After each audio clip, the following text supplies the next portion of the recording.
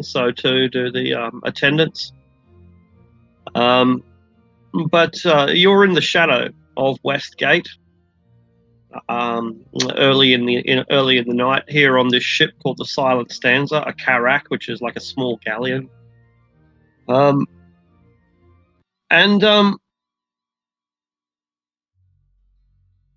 Destiny is in your hands. You don't know each other very well, most of you, but you've come together for this not united objective, and you've achieved it remarkably swiftly and effectively. What you plan to do from here is, of course, in your hands. Well, what is Geral's opinion on the situation? Is this all he needs? Does he need the ship is one question. We were successful. We did it. We did it. He comes up and does a jig and dances with Vidic. We did it. We got rid of him. He's gone. That's the end of him. That's the end. No, this is just the beginning. Just the beginning of the Harpers within Westgate. We will reshape the inner sea. The triangle between Cormyr, Symbia, and Westgate shall make us stronger than ever. And together, with the help of the Night King, we will thwart the Zhentarim once and for all. He'll smile and pat the old man on the back. Listen, that's all well and good, but we found some information that we need to act upon here, Vidic.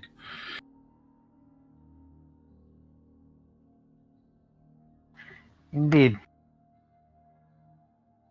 There's some rather troubling news. If we don't warn Shadowdale and Dagger Falls about the Zhentarim threat, it could be a matter of days or months, weeks even, before they are overrun. We've got several months. It's just the start of the year. They're not going to break until winter. Or until the start of summer. That would make Also, sense. the Whisper says. The passes in the mountains, I believe, would probably be snowed in until spring.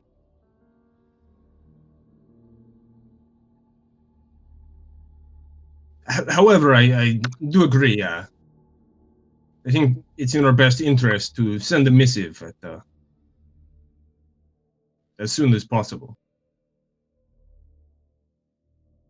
We need to contact Storm and let her know so she can prepare Shadowdale, and we need to contact the...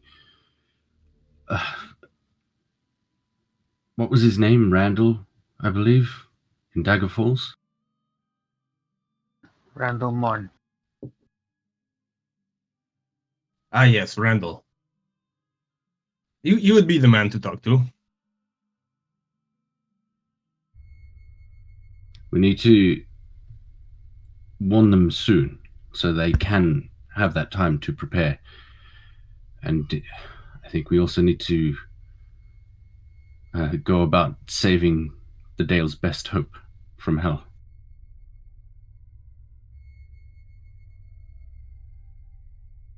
Elminster.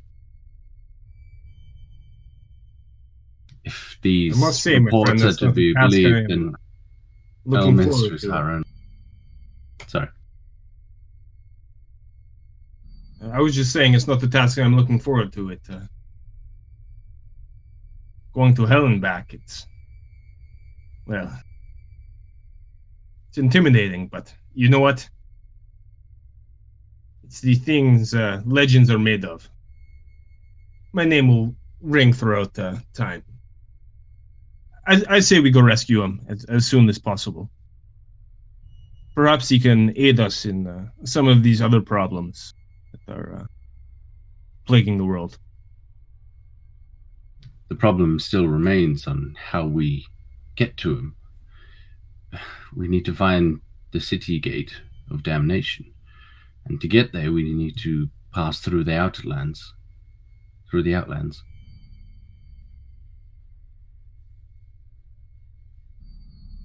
I suppose we could always ask Storm if she knows such magic to get us there.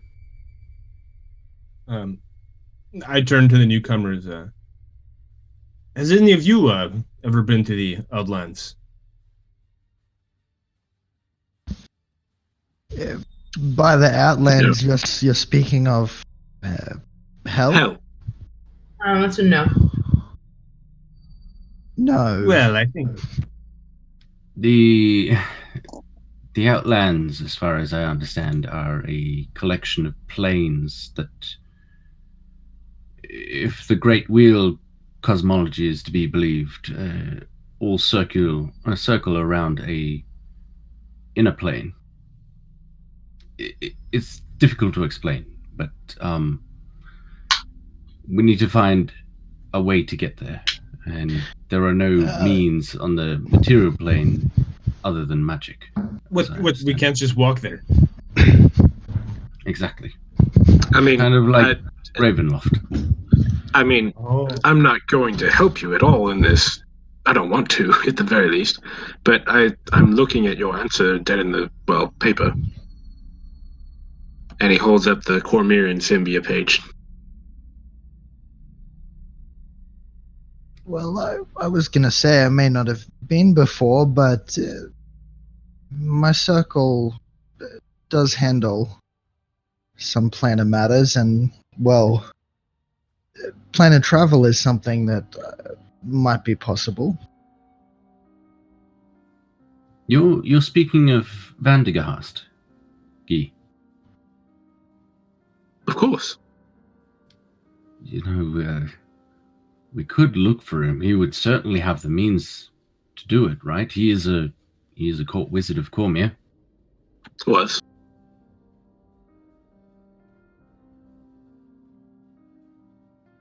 And that would also let us find out the state of the Boy King. It could, if you cared to find out. But you seem Where to are be the intent on Stormhorns? finding Elminster. Oh, the Stormhorns are the mountains on the northwest of Cormyr.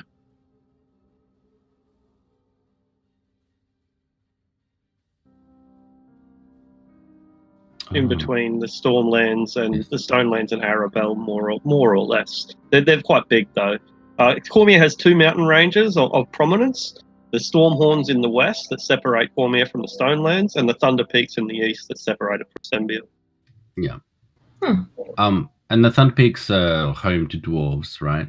Yeah, they both are home to dwarves, but the Thunder Peaks more famously, partly because the Stormhorns are that much more dangerous. They're higher, they're steeper, and predominantly they border the Stonelands, which we've never really held in anything except for name alone. Yeah.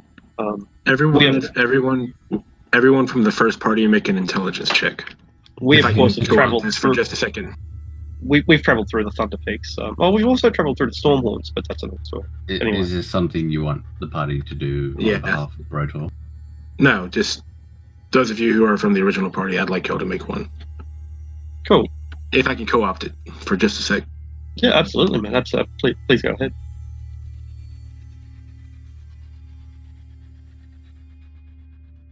I think it's literally Except just... for Vidic. He wasn't I there. was going to say, I'm passing Yeah. on this because Vidic definitely wouldn't. Yeah, Dante, you'd remember that Brotor said he's from the Stormhorns. You know what? I think Brotor. That's where Brotor's from, in fact. That's good. That's good. We can meet up with him. He would know the lay of the mountains at least, and might help us find where Vandergast would be hiding away. Yes, but then we have to put up with his company. just It's totally worth it. Just quickly, didn't the documents say that Vandergast was posing as a wizard in Suzal? White Warden? He's been operating as White Warden, who we met I believe. We're Was on it the way to Suzanne? I thought Suzanne. it was on the way. I think it was. Yeah. Yeah, one of the provincial areas might have been Hilp, maybe, or I think it was very Hilp. close to. Help. It was help. Yeah. It was close to Arabelle, wasn't it? No, sorry, close to Suzanne. Yeah. Yeah, it yeah. was- I think it was Before the Hilp. assassination. Yeah, but, it was right before Morn died, so it would have been help. So yeah, down here. Oh.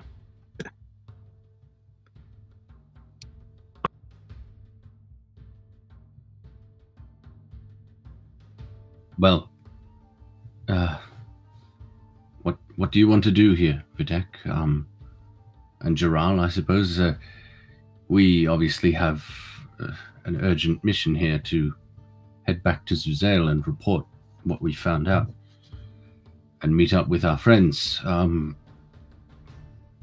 do you feel like you're in a position now to take hold of what the Duke of Whistvers had?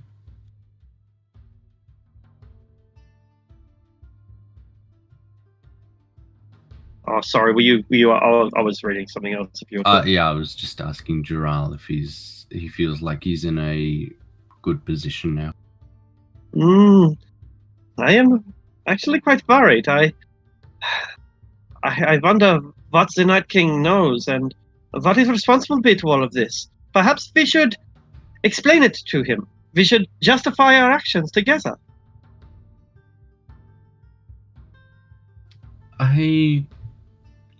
I'm not sure I feel comfortable with that.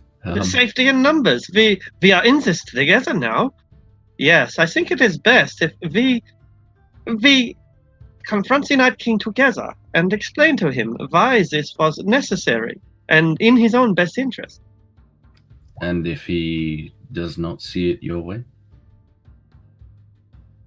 Videk, what you know these people better than I. What would be our options in such a circumstance?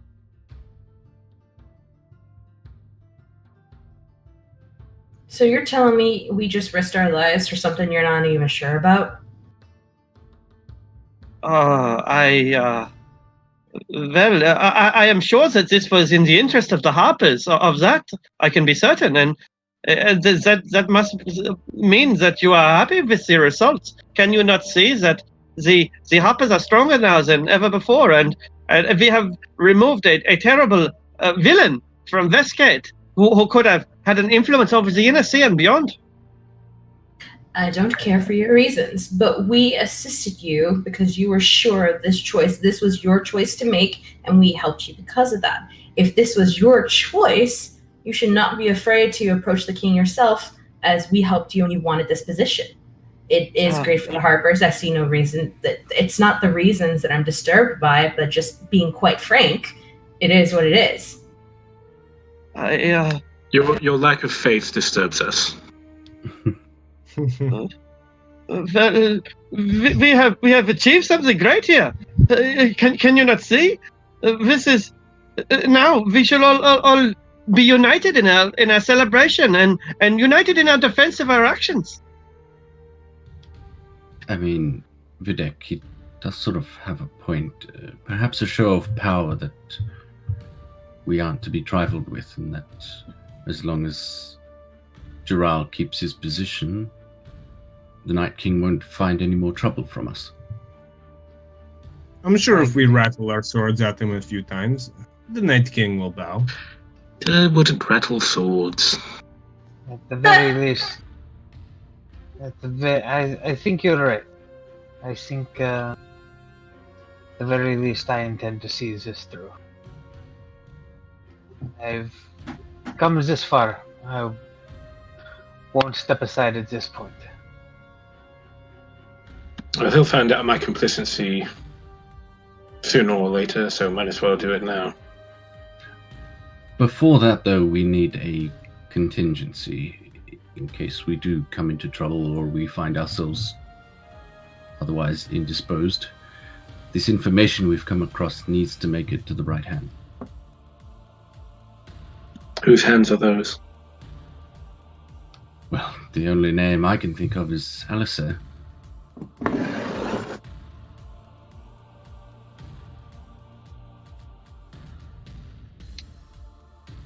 I might be able to arrange. You can get it there securely?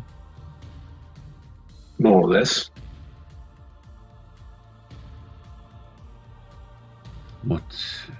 What assurances can you give us that you wouldn't just keep the information for yourself?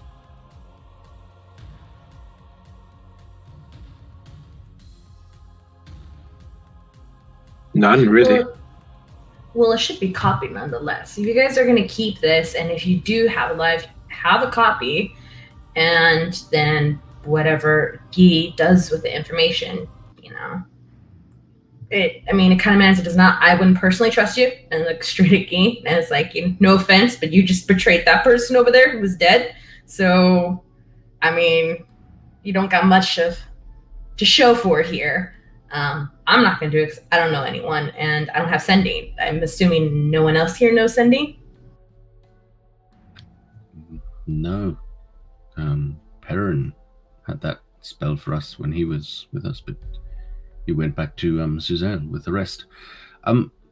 Dante, you've got decent handwriting, don't you? Only the very best. I was taught by a famous scribe master. See if you can't find a Jeff. I see. See if you can't find a quill and some parchment around here, and start making a copy of this information. Absolutely. I guess I turn around. I imagine there's parchment all over here.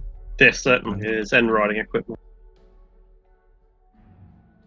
I managed to scrabble up some supplies. I'll begin copying it right now. Oh, here. I'll give him my personal pen. Just keep a feathered quill in your jacket. Yep. It's on me. You got ink in your pocket? Ink and ink pen and 5 pages of paper are on my person. As well as sealing wax, soap, and perfume. Nice. Farrah's just shaking her head at you right now. She's filling up her flask with some of that. What is it, brandy? There's some alcohol around here. She's going. Salt brandy. Yup. 2d8 barrels. I did not roll for, so. I will roll for that. There's some alcohol that needs to be rolled for, and then some myrrh, I believe. Yeah, 2d6 vases of myrrh. That'll fetch a hefty price. Now that the vampire's gone, Felix will help himself to some of that grog as well. Oh, she will happily pour you some. You can roll the 2d8. That's the number of barrels. If someone wants to roll that. Could be worse. It's worth 100 gold a barrel.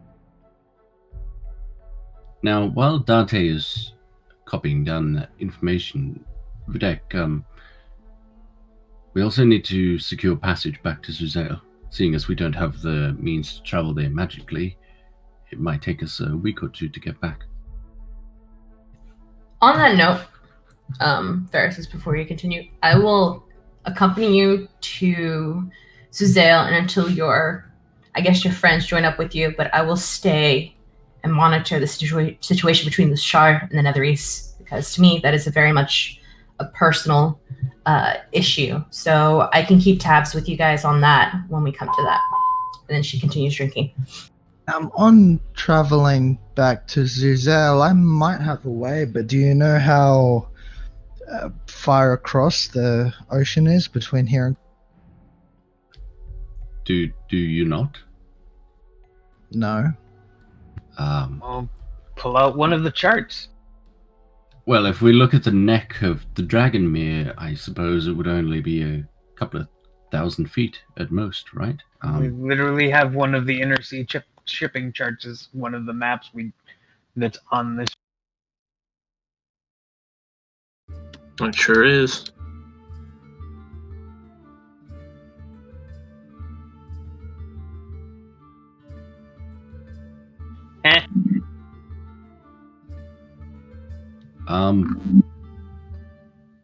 But if we were to travel over water, it would be at least 120 miles, if not more. And if we were going in a straight line from one close to 30 miles, perhaps a day. Just let me see, because I can cast this. The only issue I see with going up onto the north shore is we would have to pass by the swamps. Oh, the reason I ask is that I can't recast the spell if we're above the ocean. If we were to land temporarily, I'd be able to cast it twice. Is there a place to stop off on the way then? I think we're gonna make it. Yeah, I'm just quickly mathing how far that is. 300 feet per round for 8 hours. And you can dash.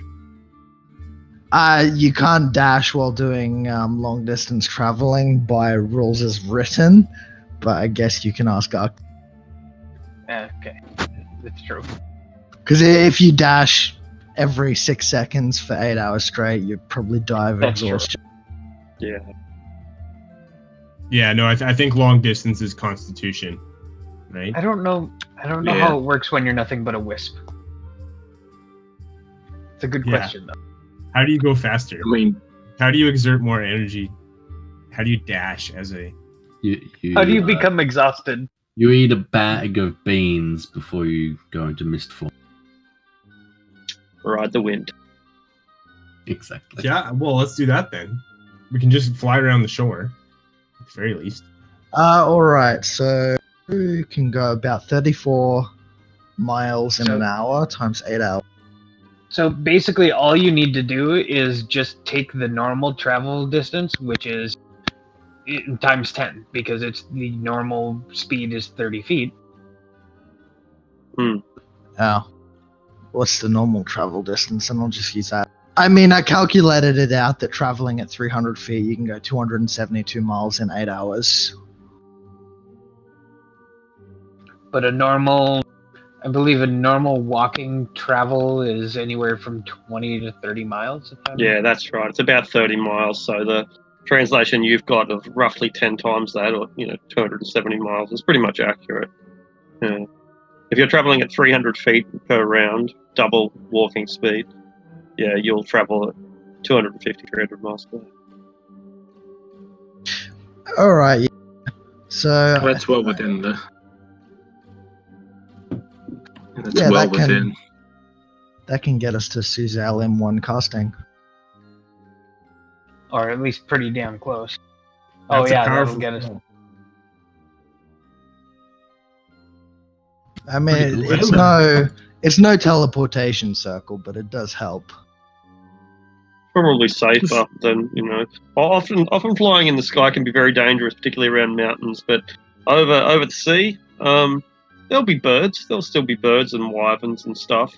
There might be giant leviathans that leap out and, bite flying things that fly too low, but on the whole, it's probably going to be safer than traveling on the water itself. Yeah. Yeah. I mean, Or we're an overland, or yeah. We literally transform into clouds, so it'll be fucking strange seeing a group of 10 clouds just zipping past at 300 feet per 6 seconds. If we travel as a Crazy. group, we're literally one massive cloud just zipping through at fucking Mach speed. just don't land as a group and reform, because then we might end up as Cronenberg. Oh god. What's that? Let me get you a picture. No, I know what it is. I'm Guy asking, what the hell's a Cronenberg? I was not in character there. Okay. Cronenberg Morty. Okay, so the plan is go talk to the Night King and then fly out of this joint. Yeah, I believe so. Cool. Sounds like fun. All right.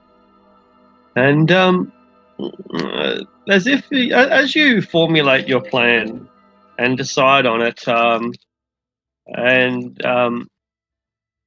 begin to make your own preparations as to what you might say or how you might act,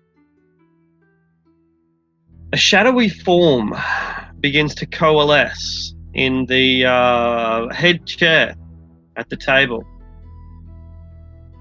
Slowly, this form takes on more substance, revealing a handsome, dark-haired human man, tall, broad-shouldered, quite strong.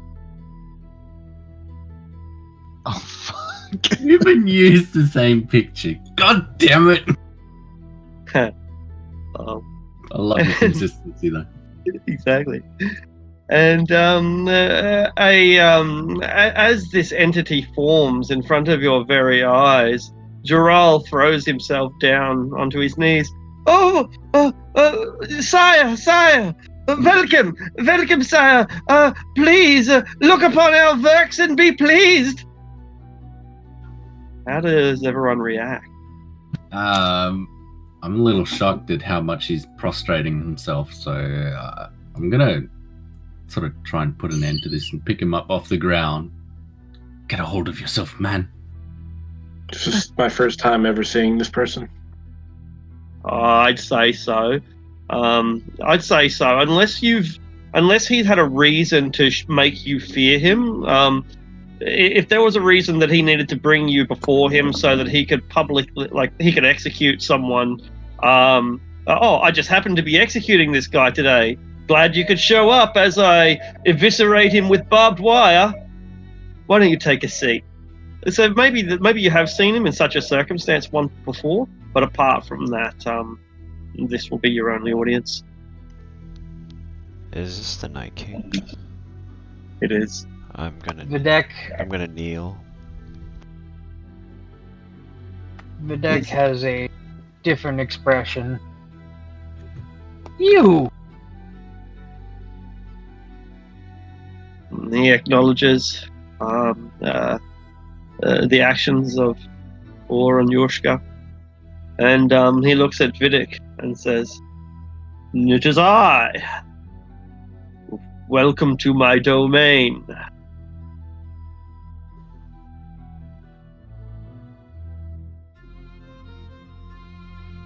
And thank you. Long time no see. He looks at you again.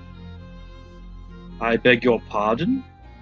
I do not recall us having dealings in the past. You spoke to me previously. Under what pretense and where? I was on my way back to Dagger Falls. Or I was on my way returning to Dagger Falls to the north. How curious. And what did we talk about? What was my objective at the time?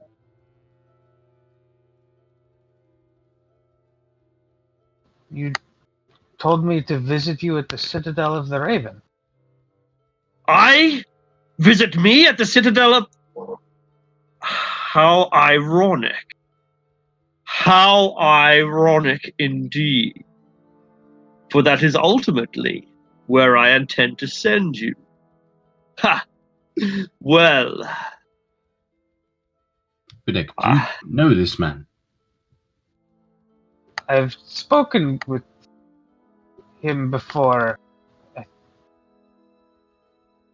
Who are you, and why have you shown up now, of all times? I am Warbach, the Night King. Westgate is my domain. And I thank you for the impact you have had upon it. The death of Cyclone was suitably humiliating for those who saw him as a demigod. The insolence of the Comoras was grating, and so their departure can only be welcomed. And the scheming of the Duke of Whispers had grown far too tiresome.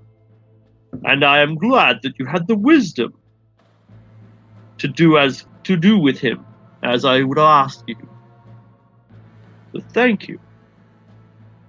I am the Night King, and to whom am I addressing?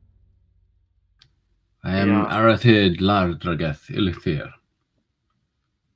I am of Dradraga Agloron. of Agloron. Well, how fare your family in these strange times? My family is elsewhere. What? Do you recognize my family name? Of course. I am a historian. How could I not know of the Dradraga? What do you know exactly? It seems you are unfamiliar with your own heritage. This is the assumption that I shall make. Coming from Agloron, that can hardly seem surprising. You must be a distant kin. Yes, look at you. You seem to have little of the resemblance of your forebears. Little of the taint that they took on in their blood through their action. You and my family had some dealings with Fae and Daemons, but you are right. I am not well versed in my family's history, and my father is missing. I'm looking to find him again, but you seem to know a great deal more than I. Could you perhaps enlighten me as to how you came about this information? There is little that I know, little that I can share. Though, I have heard that in recent times your family has been surprisingly active, having largely disappeared from historical records 1,000 years past. They have been seen operating in the area of Hellgate Keep to the north on the western side of the Anarok Desert. It is my expectation, though, that there would be little that could persuade them from attempting to reclaim their holdings within Mithranor. If you are desperate to find the damnation that lies within your veins, these destinations may provide you with more information than I can. Well, I'm more interested in finding my father than I am learning about my family's misgivings. Then that shall be your personal quest, and I will have little to do with it. But there is something that I will demand of each of you. Demand. Indeed, as the demands of a king to his subject.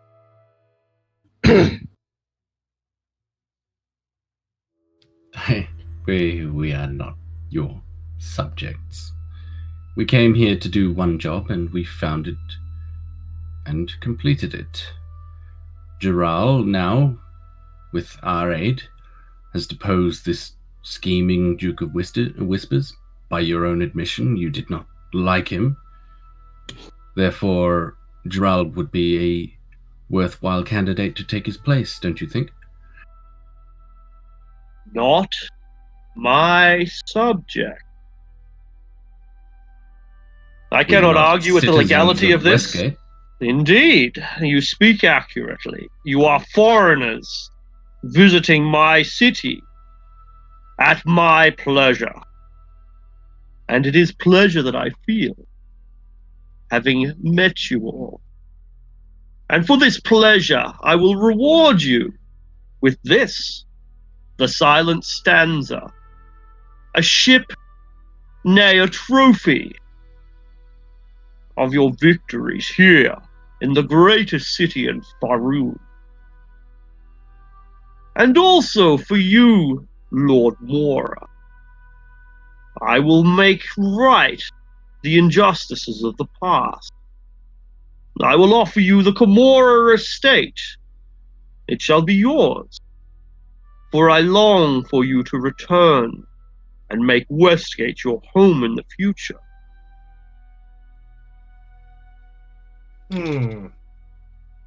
Perhaps we should let this man speak his bit. Mind you, keep in mind, Assembian will bend the knee to no king. It's not in our nature. We can work together, Mike. The insolence of a young nation. Well, you have proved yourself capable and competent. You have enforced my will without even realizing, perhaps. And you will do it again. So I ask that you do it knowing that you serve me, rather than acting as naive children without any real guidance. I speak of the Zentarum, our shared enemy, whose headquarters lies within the citadel of the Raven. And should you find me there in the citadel, well, it would make me doubly pleased. But I have specific instructions as well. I do not wish you to flounder around pointlessly, lacking the wisdom to know where to apply your pressure. I know that few of you have any true experience in battle or war, and thus you will need a guiding hand of someone with a far greater intellect and understanding of battle strategy than you could ever hope to muster. Will you accept my aid? I cannot deny that we were going to head to the Citadel of the Raven anyway. We, of course, are enemies of the Zentarum, and they are a thorn in the side of the Dales. But why do you want to see the Zentarum fail? What is your stake in all of this?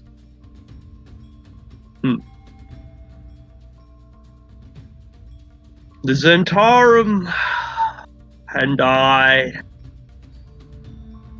have a long history. He looks over at Vidic, and then he looks back at you, Arathir, and says, "There are already some among you who know my story. The Zentarum was mine. I founded it in days past to serve my own ambition. And serve well it did for a time. But it failed me. There were admissions of forces that I should never have aligned myself with. Principally, the Temple of Bane. I regret deeply striking deals with the gods of tyranny. But these regrets are well earned, for I was driven from my seat of power within the Zentarum by Fazul Shambril, the High Priest of the Temple of Bane, an organization that I founded myself and lost control of through the zealots of this priesthood. Well, I care little for the Zentarum now. I will have them destroyed. Destroyed to a man. They will pay for their betrayal. They will pay for their disloyalty. For the ones who were mine have already died in my name, and the only soldiers that remain are those with Bane in their heart.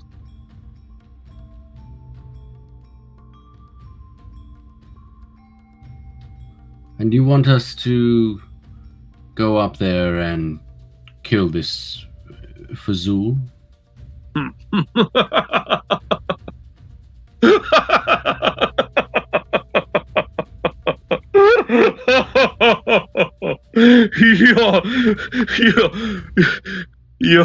Your courage is admirable. Nay, nay, nay, I have tasks for you that are within your feeble grasp, something that you will be able to achieve.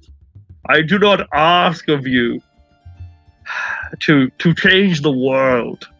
You are but rats and spiders and underlings in the great games of Faerun. You can have an effect, but you cannot rewrite the map. Do not think yourselves so important. Nay, nay, nay. These are the things that you need to do. There is a town called Voonlar. And Voonlar shall be the staging point for the Zentaran's attack. It holds the bulk of their armies. When they march south in the summer, this is where they will stage their assault from. More than half of this force is made up of monsters, ogres, goblins, and gnolls. So content among the goblins and the gnolls and the ogres, feed the animosity and turn the human warriors against their monstrous ally. Do you think that you can accomplish this task? I look to Videk.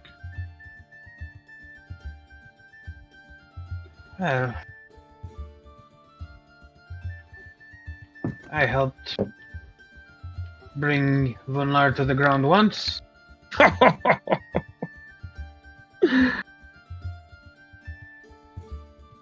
So I heard. Can do it again. Very good. Across the river from Voonlar, you will find Teshwave.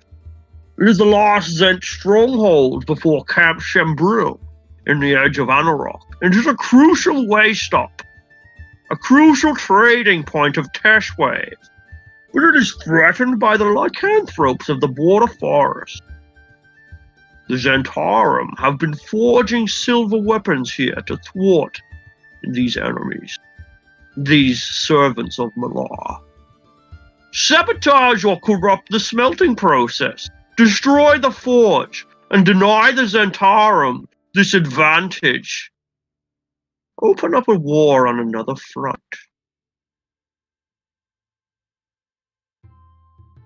What do you think of this strategy? Divide and conquer, is that it? Yeah.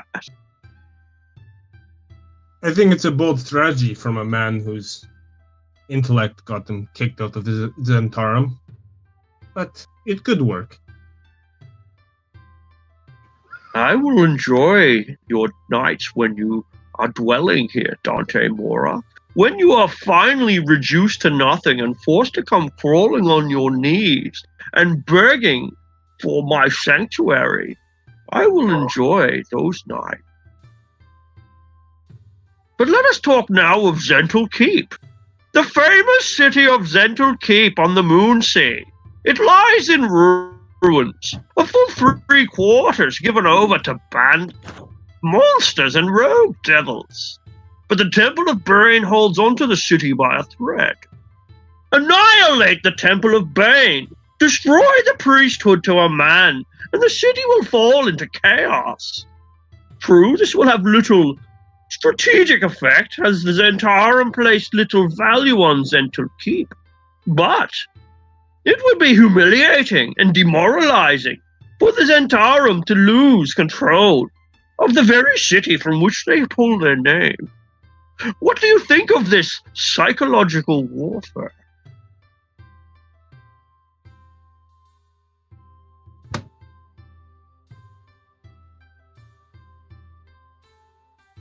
I mean, it's a admirable cause. I don't know. It seems we have a lot of things on our plate right now. Perhaps we can get to it when we can. Then just one more task. Moolmaster. It lies on the far side of the Moonsea, opposite Zental Keep, and it holds the bulk of their navy. They are inexperienced sailors. They do not know how to sail in the deep waters and have not the confidence to face other forces in the open sea. Their modus operandi is to remain near the shore. They stage swift marine landings and take their opponents by surprise. Burn the whole fleet! Burn it wholesale! You will cripple the ability for the Zentarum to reinforce their troops or to exert their power on foreign shores. These are my instructions.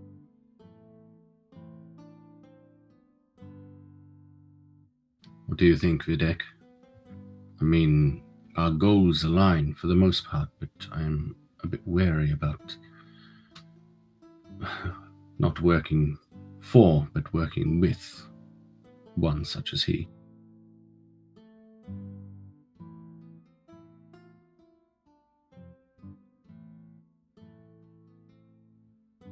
The others... Well, we need to get rid of the Zentarum one way or the other. However, what role will you be taking in this fight? Or are we to do this all ourselves? I am ruling Westgate.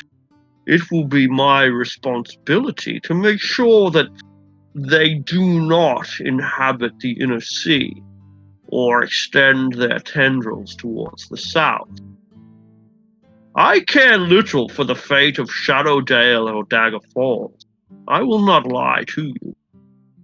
If you wish to see these lands saved, I have just told you how to achieve your victory. You also mentioned someone with the tactics to see all this done. Or did I hear that wrong? I can't remember. Yeah. Pretty sure he was speaking of himself. I thought he was speaking of the Warforged Dan. Probably should have said strategy. Strategy. Yeah, I thought he was saying that he was going to give us something. Either. Yeah. He did. He gave you No, subtle tactics and strategies. That's where he's fucking being. Yeah, so tactics is a real part of the strategy. Okay, that's fair. It would prove useful for both your purposes to keep the... Oh, sorry, one second. Beneficial to us, but also a boon for you to take out the Navian Bullmaster. And it would prove far more useful, or far more... how do I want to put it? Advantageous. Far easier for you to bring a fleet up and take them by surprise.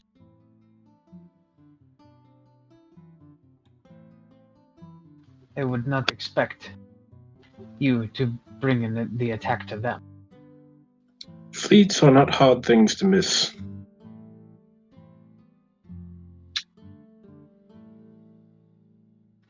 But, Correct me if I'm wrong, isn't there a narrow river between the Sea of Fallen Stars and the Moon? but trading vessels going back and forth. A trading vessel here, trading vessel there.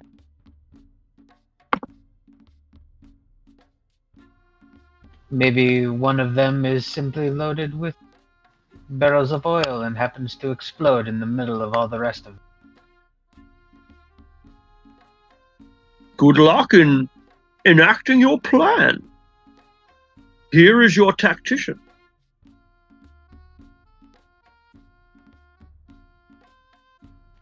I'm suggesting it is something far easier for you to manage than us. But I am in Westgate, and you shall be on the ground.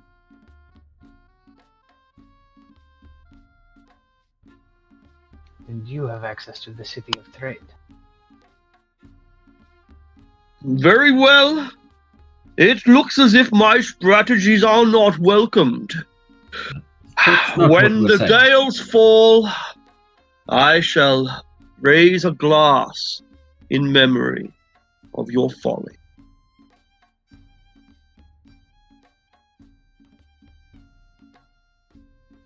Videk, perhaps we should rethink this. Any help is going to help us in the long run. I know that we're doing all the work here, apparently, but it might behoove us to have allies elsewhere, even if we don't align with them completely. I agree, yeah. Despite I am for working with this man, beside him. I am for working with him, but not necessarily only for him. Of course. Well, I guess that's Oba? up to the Night King, isn't it? Is he going to let semantics get in the way of a good business deal? I would not be so foolish, and I would hope that you would not either. I wish for you to burn the fleet at Master. Do it in the name of whichever gods or organizations would settle your stomach.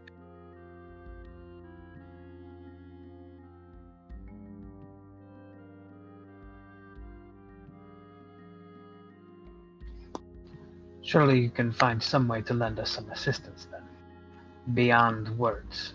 I have given you the silent stanza. A Karak will take you to Mulmaster. This is assistance enough.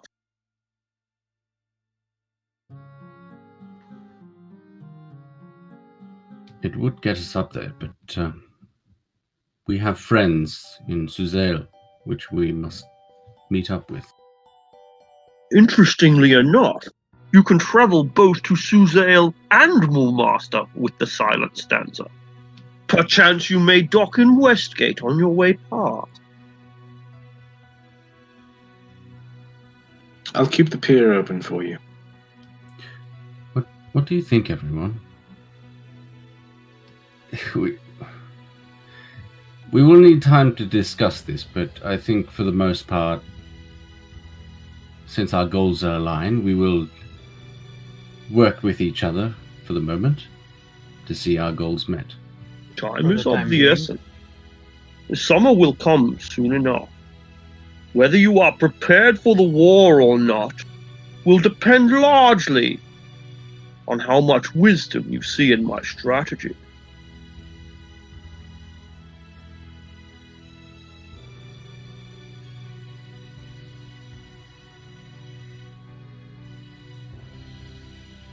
I think we have a decision to make, everyone. One that will not be taken lightly, and one that we should make with our friends back in Suzail.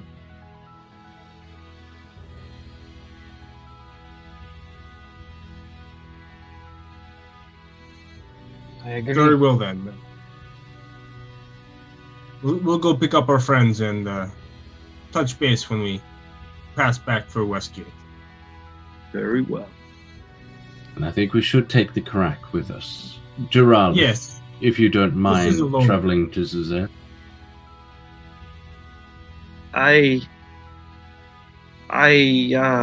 Dural shall remain here with me. I have some questions that I wish to ask Dural. Please, come with me, and we will allow these mortals to depart. I sort of put a hand in front of Gerald to stop him from moving forward. I take it these questions won't be hazardous to his well-being? I was about to ask, Dural, if you would do me the honor of accepting my offer of becoming my new Duke of Whispers. It seems that the position has become vacated recently.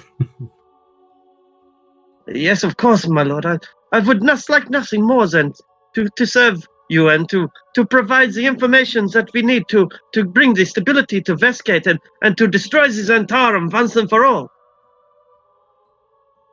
I sort of lean into Dural after he says all of this, and I whisper in his ear, "Do not forget why you were put in this position. Do not forget the Harpers." No, of course not.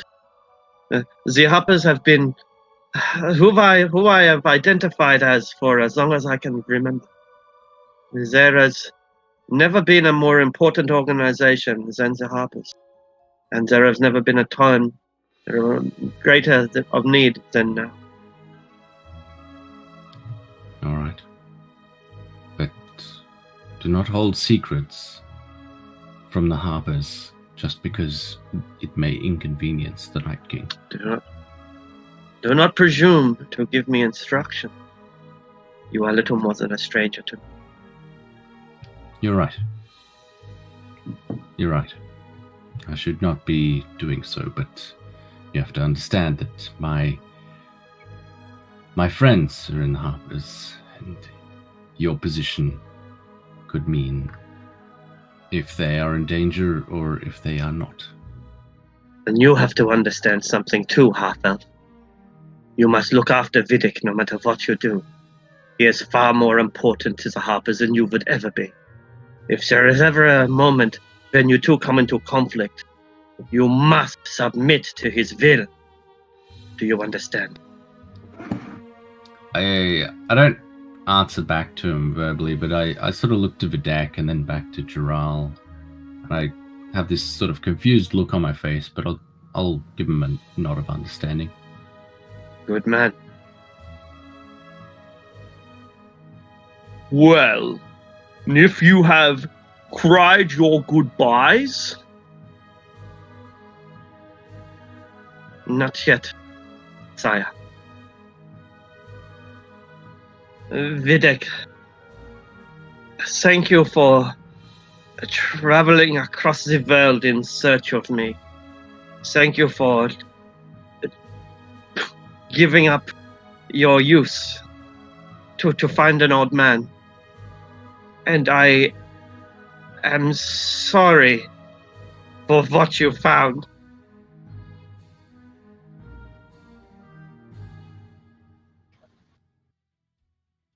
I am sorry. I am sorry for what has happened to you. If you have any brains at all inside that waterlogged head, you will never come back to Vestgate again. Do you hear me?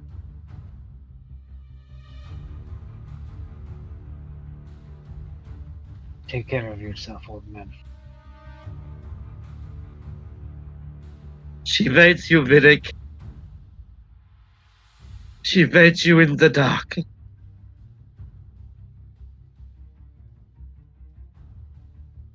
And Vidic will hug him tight. His bloody tears stain your shoulder.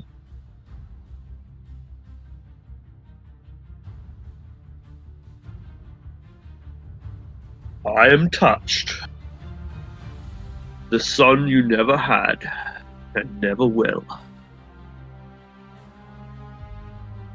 And he takes the new Duke of Whispers, holds him under his cloak, and the pair begin to fade out of sight.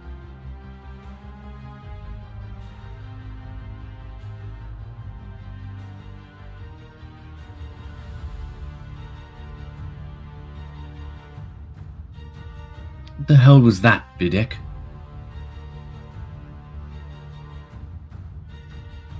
Half of you looked like you were stunned mullets.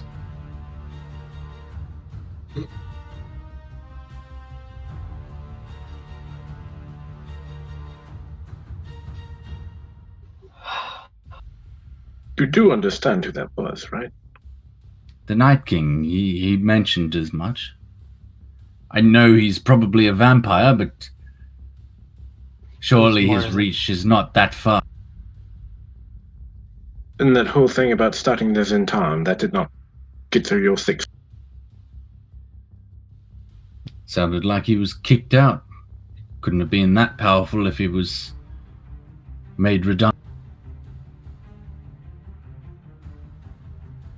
Vidic, you said you've met this man before? Yes. At least an image of him, not the true man. Or a clone? No, he just appeared before me on the road. Ah. Well, either he's lost his memories, or that was not the man you spoke to.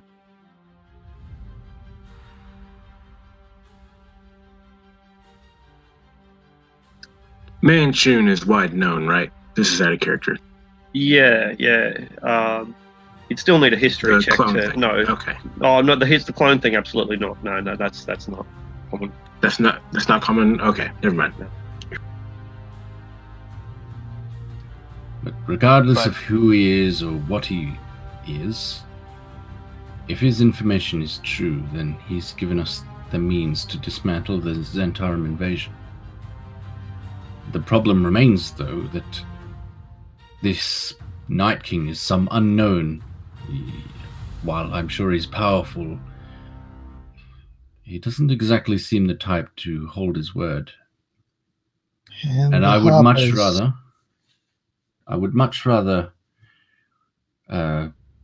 see if we can't find this Vandiger Hast in the Stormhorns, and see if we can't find a means to get Elminster back. First, I was going to say the Harpers probably won't be very happy with how this Night King treats Dural more like a pet than a trusted companion, but as I said before, I may have a way to get us to hell, but it will require a couple of things. Do you know how to get there? What do you mean you would need something? I need an attuning fork attuned to the dimension of hell. That's how planar travel works. I see. Can you just get the smith to make one? It's not that simple. The fork itself needs to be attuned to the plane you wish to travel to. With like a dining fork? More of a forked rod. Sounds silly to me. I'll take your word for it, though. And anyway, go on. It's definitely an avenue that we should explore, but I think first things first, we need to make it to Suzail. And I think perhaps if we take the Carrack there, then we have the option open to us. If we do decide to go to Mulmaster, we can travel through the Inner Sea and back up to the Moonsea. If not, then our only way up to Vunlar is through the Dales, and we know that the borders are being held by Sembia right now. It'll be difficult to get back up there. That being said, we have other means.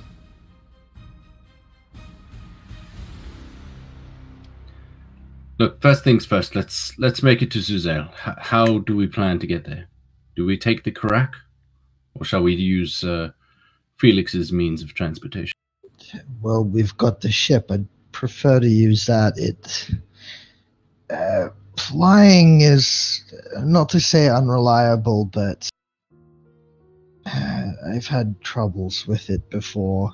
We might as well use the ship as we have it. One, I'm uncomfortable with the idea of being vaporized. It's not well, I mean, maybe vaporizing is the danger, but it's not the spell that's the problem. It's more when you fly like that, it upsets. We might as well use dragons. the ship as we have it.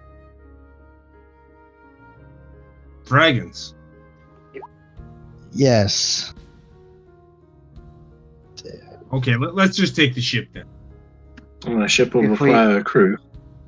If we need to If we need to use the spell part way, we can do that. But once we leave the ship behind, we're done with the ship. All right, Guy, you said we needed a crew. How many men? You'll need 60, and a gold piece a day. Pay a bloke 10.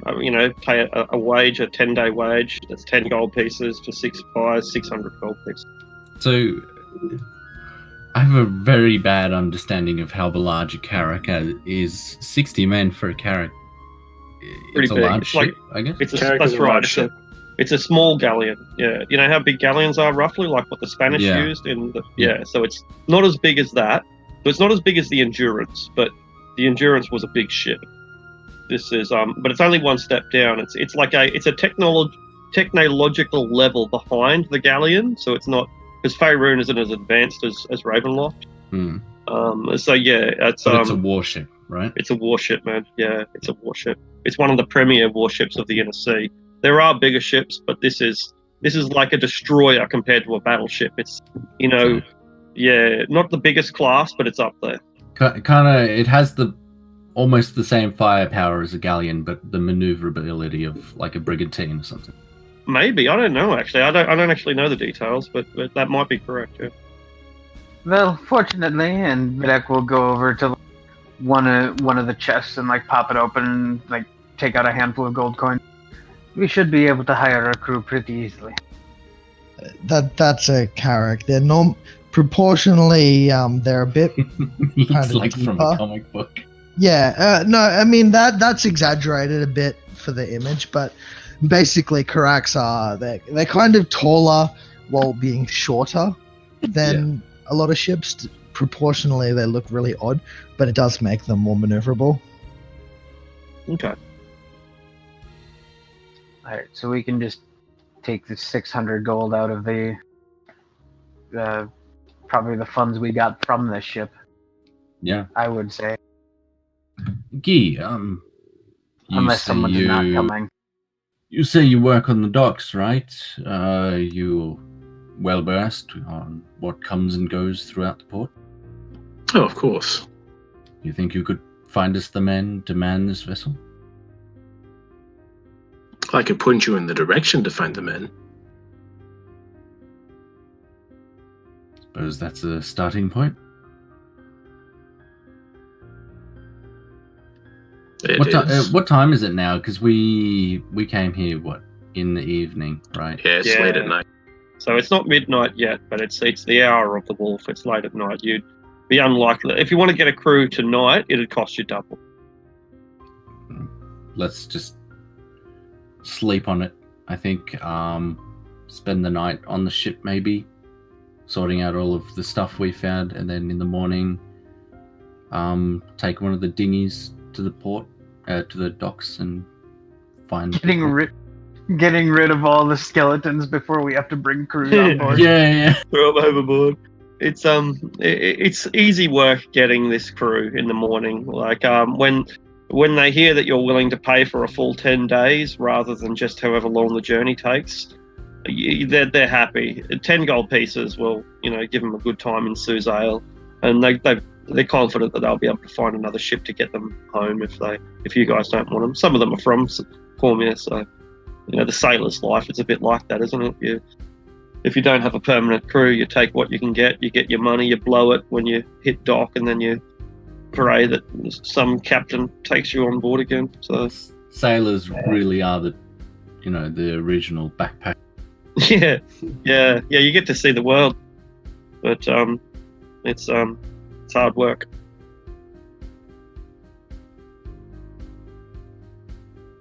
So you gather up your crew, you say goodbye to Westgate. Anything final you want to do here? Trade goods and anything like that? Opening up a temple? I don't know, just kidding. But or do we head off? I think it should be. So, are we retroactively divvying up the loot from the Kimura estate before the team left? Did they leave with some of it, or are we taking this stuff with us now? How does that work? I know it's probably pedantic and it doesn't really matter, but I think it should be at least discussed. You decide. I think especially- splitting up with the people that were at the mansion makes sense, but you can keep Perrin out of that because for some reason you decided to give him the most valuable item the party. Well, that, and I think before that, when we split the stuff up, I'm going to assume that the cumbersome stuff we didn't split up previously because, I mean, it was cumbersome. Definitely. They weren't going to be Yeah. bringing. Now that Yeah. we have a big ass fucking ship, Y'all can ship it with you. Oh yeah, Yeah, the magic hot tub. Gotta bring the Oh, magic yeah. hot tub to the ship. Forgot about. No, this is a different one. Yeah, there's Oh my another God. one. Yeah. We've I'm got going our up, own I'm going to now. read it to you. This one's going straight to Gloriana. This one's going to Marinus's bedroom. This is Jane's So, bar. like, yeah, we can. Yes. Self-heating copper bathtub worth 2,000 gold pieces. So yeah, we can grab that fucking shit and load that up on the now where we couldn't before.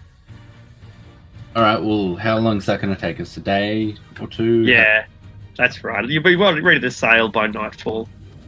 I don't mind I think taking the that's time fine. to do that. Let's do that. Excellent. Uh, And yeah, please go. I was gonna say I'm gonna write a letter to my apprentice and tell him that he's in charge while I'm gone of the embassy. Excellent. The apprentice freaks out. He's given way too much responsibility. But he knows that if he fucks up, then he's going to have his insides turned outside, and he doesn't want that. He'll probably be raised from the dead for eternal servitude. Literal trial by fire for the fans. So You got it. very, very, very important question. Sure. Is Hisoka going to join us? Hisoka will dress up like a crewman. That's perfect. You've I got was gonna 61 say- crew. I was really hoping you'd say that. You got 61 crew members. I was gonna say, like, we just leave Hisoka behind. I like to imagine it's a female sailor too. So we always like cross-dressing. It's his thing. just takes 2 oranges and stuffs them down. Hey, now I have a way to prevent scurvy just in case. Then he takes out the oranges and replaces them with pumpkins. That's better. That's better. God damn it. And how many one-handed pumpkin-breasted crewmen have you ever? None this good. Like, this one's the best we've ever had. All right. So is anybody's character staying behind? He is. Okay. And I shall go fetch Alfonso before we leave. Is that your cat or something? It's my griffin. Oh, Griffin. Right. That's Oh, right. yeah. So Farah said these- she would be joining us on the journey to Suzail at least. Yeah. Excellent. Well, I suppose Guy's share can be the dagger. The dagger, yeah. Excellent. That seems the +2 magic dagger seems like a fair share of the loot. And a nice status symbol as well, since where it came from. You know, it's like well, it's literally a trophy where you kill a guy, take his stuff, and wear it as a badge. Hey, look, remember how this was that guy's favorite knife of all time? It's my favorite knife now. Yeah. Sends a message. Yeah. So long as Guy is okay with it, sounds fair to Oh me. yeah. Yeah, he's fine.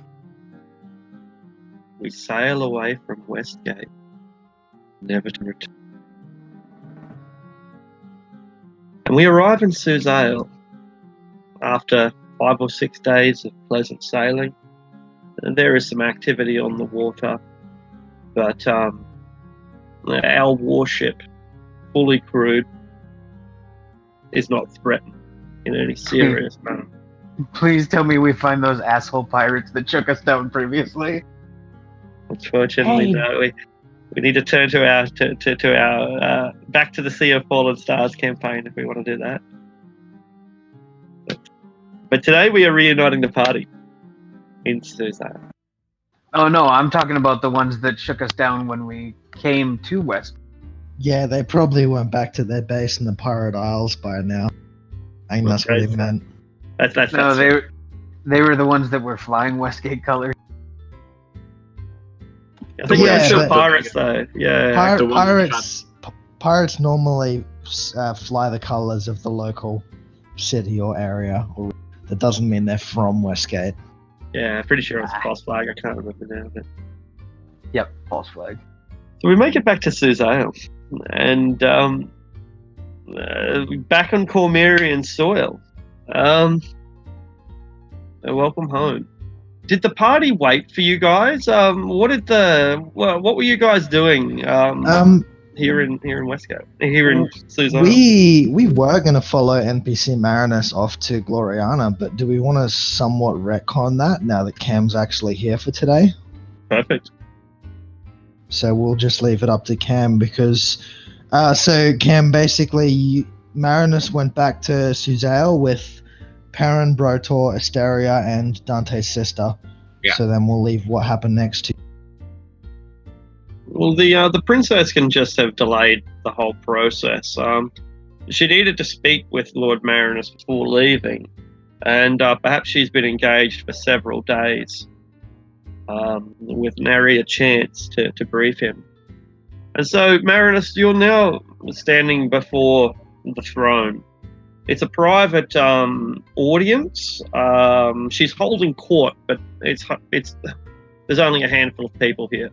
Among the people who are here are those people you consider your friends, your what counts as the party, the ones who are on Westgate, or the ones who aren't about to reach Suzail anymore.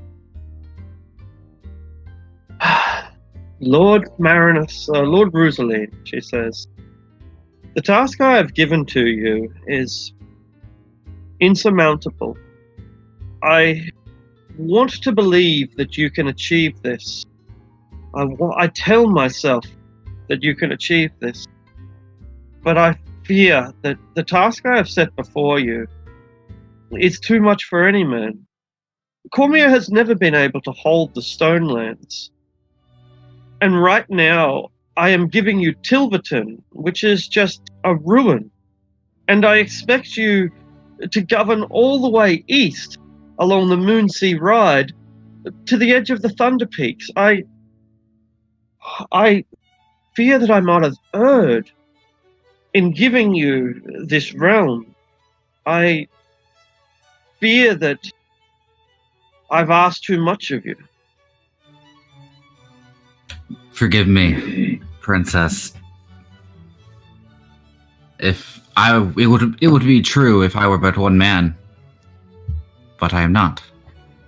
My barons are here with me.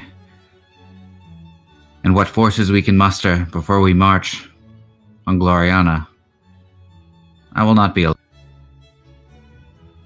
No, you will not. No, you will not. I have seen to it that you shall not. I have done some mustering of my own, or my lords have, more accurately. 1,000 spears have put up their hands. 300 archers. They are untrained, just peasants, armed with little more than sharpened sticks. But I send along also a century of purple dragons, fully equipped.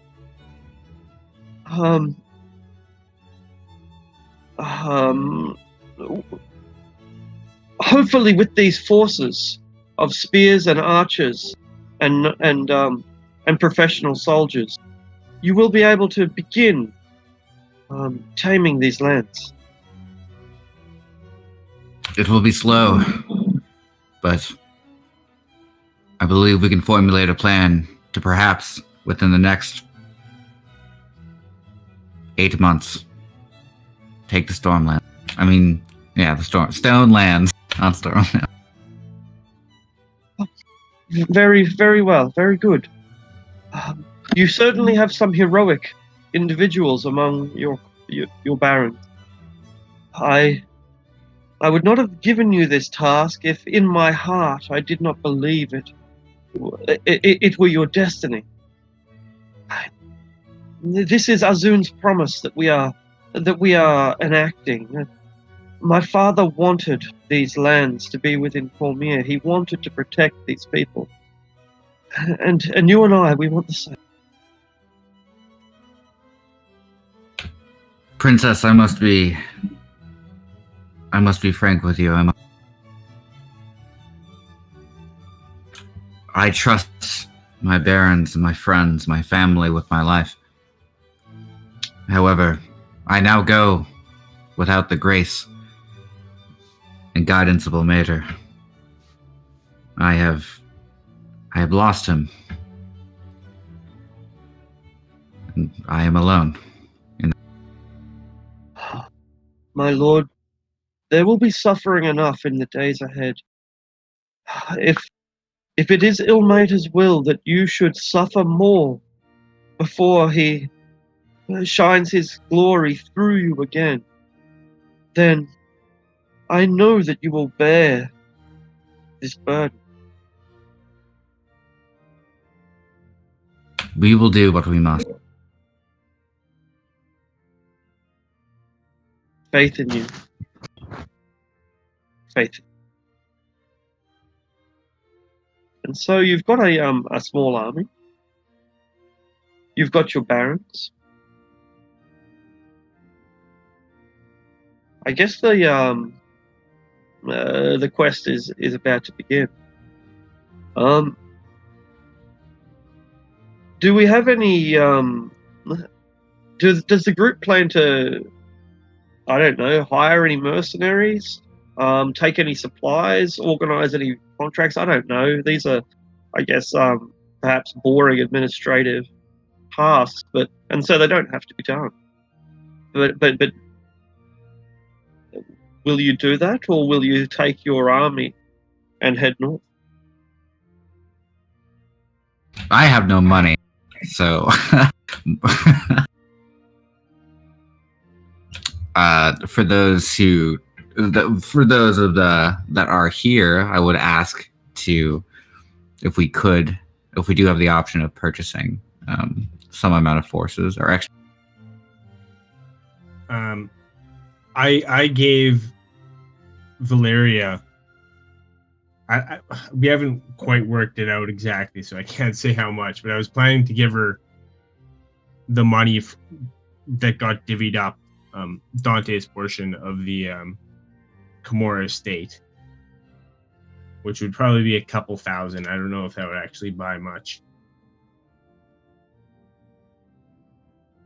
Well, I mean, Marinus would have a share of that, wouldn't he? Yes, he would. So, do we want it? Is everyone okay with just splitting up that money, like selling it, having an auction, and selling all that stuff? It just seems easier for bookkeeping purposes. I'm getting the last little bit of everything put together in the treasure. Oh, you are? Okay. Well, the only thing Brotor doesn't want sold is the Dirge of Tethium.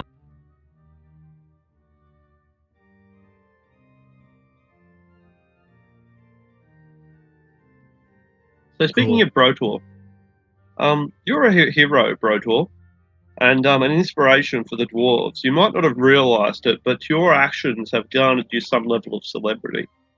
And as people begin to learn about the actions in the arena over in Westgate, where Westgate's arena is world famous, it's like being in the Roman Colosseum. As news begins to filter through the barflies and the chinwags on the docks, that was our purple dragon, but in some sort of costume. Does that news filter through though? Actually, I guess you were pretty effective in creating a character and separating yourself from that. Yep, that was Rip Van Winkle. Yeah, good point. A good point.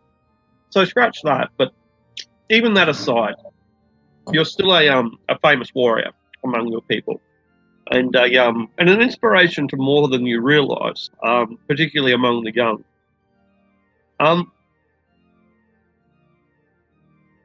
During your time here in Suzale, as you wait for the politicians to sort things out, you start talking with some of the dwarves. You drink at some dwarven bars, and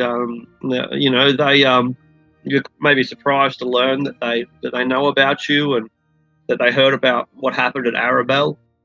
And so they just kind of want to know. So what's your plans? What are you doing in the near future? What shall be your next journey or quest, old warrior? I don't rightly know right now, but for all intents and purposes, it looks like we may be heading up to the Stonelands. Oh, got some treasures to find, have you? Well, that and land to take. Taking land? Well, that's ambitious. What do you... I suppose if you're taking the land, you intend to hold it. Well, it's Lord Marinus's, but I believe he's appointed us as his barons, so... Oh. You're a baron now. That's amazing. Say, them Stonelands, those mountains are filled with mines, with mineral wealth, jewels and veins of ore. An entrepreneur could make his fortune there. I suppose he could. Say, tell me more about this Lord Marinus. Do you think he's the kind of man that has similar values to our people? Has he got what it takes to stick it out during the tough time? Oh, I think he does. What about his tax laws? Any ideas there? I don't have any idea on that. Well, what if we fight for him and kill some orcs and all the ogres we see? Would that endear us in his eyes? Would he grant us the boons that we ask, that we could mine his valleys and pan his rivers and wipe out the greenskins? Well, I think you have to take that to him, but I'm sure that any help would be appreciated. So they do. They bring it to Marinus. My Lord Marinus, I've been talking to, he says he's your baron, the famous warrior Brotor of Arabelle. Yes, Baron. He was saying that you need men to kill, and women too, to kill the orcs and the ogres and to settle to your lands and fill your coffers with mineral wealth. This is true. Excuse me, who am I speaking? Oh, I speak for not just myself, but also me family and me cousins and a couple of other folk as well. We're looking for work, you see, my lord. Life's not as easy as it was up in the Stormhorns, and we're hill dwarves, you see. Nothing wrong with being under the ground, but I don't want to live there, you know. I like the sun on me face and the feeling of wind on me cheeks. And we all do. But we'd fight for you, my lord. We would. But we'd want some concessions. We'd want to know that the lands that we hold, we could claim as our own. You are Cormyreans, if you are. I do not own you. In fact, I would not even call the land that we're fighting for mine. It is ours. We all have a stake in it. I cannot grant it as your own, but I can say many of its resources will be divvied up to the people of the Stonelands, Anti-Cormyr. And that should you fight for us, if you are capable, you'll be granted awards.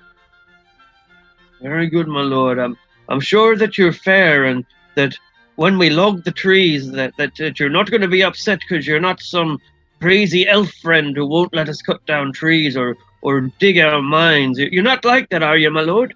We do what is necessary, and resources are necessary for war. Of course they are. Oh, this is good news. I think this is going to be a new aid for our people. We've been suffering here in the cities, you know, my lord. The young men, they turn to the drink, and the young woman, they're always nagging. It's the city life doesn't suit us, my lord. We need to be out there in the hills working with our hands. I understand, but friend, please go home to your wife. Go home to your family. For the next year or so, these will be done. We know it, but a year's just not a blink of an eye to my people. We can endure such separations much easier than two beaten hearts of your own kind. I understand, and I respect that, good dwarf. And to those who may endure, the broken god smiles, I assure you. Well, where are yours then, Lord Marinus? And 100 hill dwarves add themselves to your forces. Can they even carry a spear? They're fucking useless. What are these guys? They even have Wow. They have racist. They're crazy. Matt, real quick, just to see if we can make it simple. With the money value attached to just some of these items, can we just trade that, translate that into gold value? Yeah, that's right. Don't worry about it. Just 100% value, no problem. Cool. Minus, the dirge is not going to be sold. Protor will not like that. Yeah, there's some things that I'm not gonna consider sold. Okay. Yeah, we'll leave it up to you, Tim. Thanks, man. We trust you. Quartermaster. Yep. Treasurer Tim. Yeah, if there's anything anyone specifically wants, let me know. Otherwise, I'm gonna be going through and selling stuff. I am a treasurer. Name called Tim. There's someone who called me Tim. I love how it's a question. Yeah. Those who call me Tim. The best part about that line is that it was ad-lib. Was it? That it was supposed to be this long and convoluted, complicated name, and then he just fucking made up and decided to go with Tim, and yeah, that's it. It ended up with that. It made it so much better. That's John Cleese, right? Yeah. Yep. Ugh, legend. Yeah, he really is. He's pretty much the best comedian Britain ever had, I reckon. I've just decided that, but I stand by it. Yeah, he was the star of Monty Python. Yeah, knowing nothing about the comedy history of Britain, I agree with that. Faulty John Towers is like the best fucking 8-episode show that's ever written. Anyway, so we're back in Cormier, and by the time everything gets organised, by the time men say goodbye to their wives and kiss their children goodbye, we'll see you next year when the raging dragons no longer rage. By the time all of this has happened, the party, the Karak, has sailed to Suzail, and we conveniently reconvene.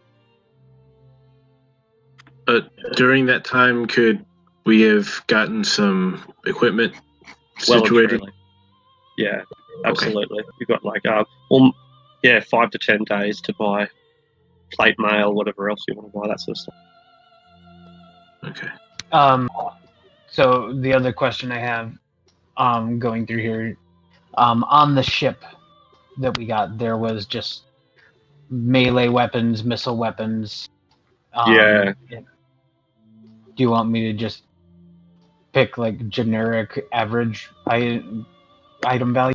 Or Yeah. did the skeletons just have like shit that wasn't Yeah, if you're going to sell them, they're not worth shit, man. Like, they're useful as weapons, but if you're selling them, you probably get a gold piece for each of them there. You know. Okay, that's perfectly fine. Quick question before you sell any of the weapons. The +1 rapier, that wasn't the kiss, right? That was just No. +1 rapier? I'm not selling any of the magic stuff yet. Okay. I'm not touching the magic stuff. I'm just looking at the rend, like where we had like 10d10 like chainmails. Well, did anyone want that +1 rapier? Because I don't have a magic melee weapon. By all means. Christina was talking before about how she wanted a +2. Does she already have a +1? I I don't know. think she does. Probably. Well, you hold on to it, Eric. Yeah, hold on to it. She Hold on has to a it. saber of minstrels. So I think that's a magic weapon. Yeah, it's a magic. Just weapon. we'll see, because I was just thinking, just in case she didn't, she might want to take the +1 so she can upgrade it at the forge in the Hulak. Well, I mean, would Perrin and Asteria helped Brotor get to the forge? Because that's how I'm upgrading my axe. Yeah, if Arctic's okay with it, I'm guessing. Well, they had 5 days, so it should be easy. Yeah, that's not a problem, yeah. Yay! So, sorry, was that you? While we were in Westgate, you guys traveled up to the Hulk or something? Teleported and teleportation circle. Teleported. Right. Okay. Yeah, I teleported, yeah. Yeah, that makes a lot of sense. So Dante. how does that work out? How do you upgrade it to a +2? I know you're using the forge, but what's the cost? Yeah, so there is a cost. Yeah, I'll let Arctic do it. Yeah, cool. So have you got the numbers there? Because I'll have to make them up off the top of my head. I'm usually pretty good with it. But... You told me. Yeah. Here, I had it just up. It's basically 1/4 of what it yeah. Anyway, you just want. I asked. Yeah, I said no worries. 8,000 GPs to make it a +1 that does an additional 1d8, stuff like that. And then I asked if that was the War Wizard price, and what about the forge? And you said War Wizards trust you enough to do it half, and the forge will be free if you have some material like 1,000 gold pieces worth of ruby. So I don't know what the +1 would be, but yeah. So basically, it ends up being 1/4 of what the market value is. That's the final translation. And so a +1 weapon is normally 2,000. It'll cost you 500 to make. A +2 weapon, which is like a +1 flaming weapon, for example, is 8,000. So it'll cost you 2,000 to make. But Okay. and that 2,000 is made up of gems, like usually gems or unicorn horn or displacer beast pelts or freaking whatever. Yeah, depending. so you have to buy the material, but the enchantment and the labor would be free. Exactly. That's right. Yeah. Okay, well, Asteri mentioned she wanted a +2 weapon, so I'll just have her upgrade her +1 Saber of Minstrels to a +2. Yeah, that's right. And you sacrifice 2,000 gold pieces worth of, I don't know, sapphires or fairy dust or something. Okay. Giant horn. Right, I do that for her. Excellent. Excellent. Someone's been here at this forge in the time that you've been gone, but they don't come back during the period that you're there. Yeah, Quick so question. basically, we teleport there during the day. Brotor does his dwarf shit for a couple of hours, and we just teleport. My God, you guys are so business class now. Would Perrin have been with me while we were doing it so he could teleport? Yeah, Perrin would have gone with you mainly because he's just curious about this magical forge in an old forest. As you mentioned, elvish runes and stuff. So Absolutely. Okay, Yeah, it looks like witnessed- it's from Mithranor, but they've taken it from Mithranor. So it's a Mithranor forge that has been, taken before the fucking gnolls could destroy it and relocate it here. You witness with Brotor's axe. You witness him either fuck up or like something just weird happened. You would know, since he bought 2,000 gold pieces worth of rubies, that he intended to enchant his axe with fire, but that enchantment was altered. Huh.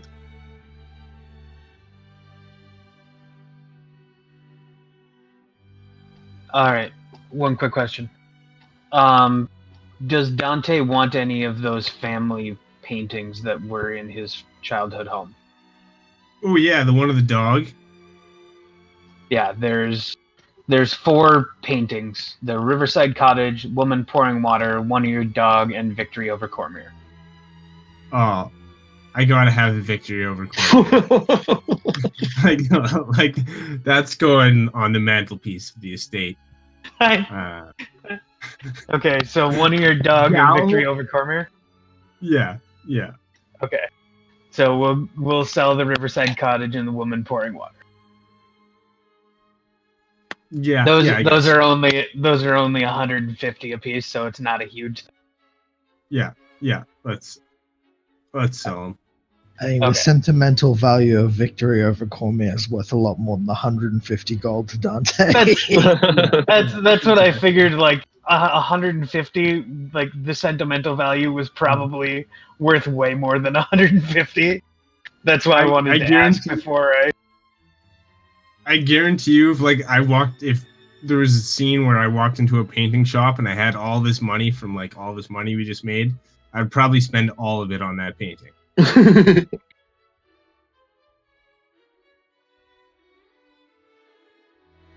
All right.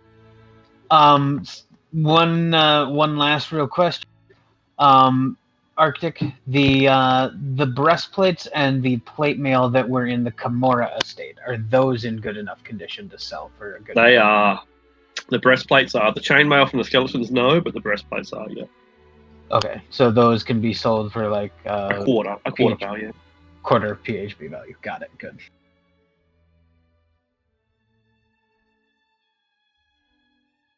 I almost have it up here. 1 second, guys. I'm pretty sure we made a decent killing.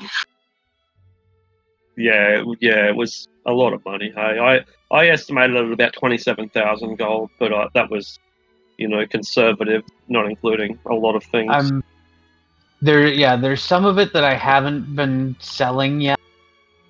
For instance, I haven't sold the diamond because, straight up diamonds components. We can use those in the forge anyway.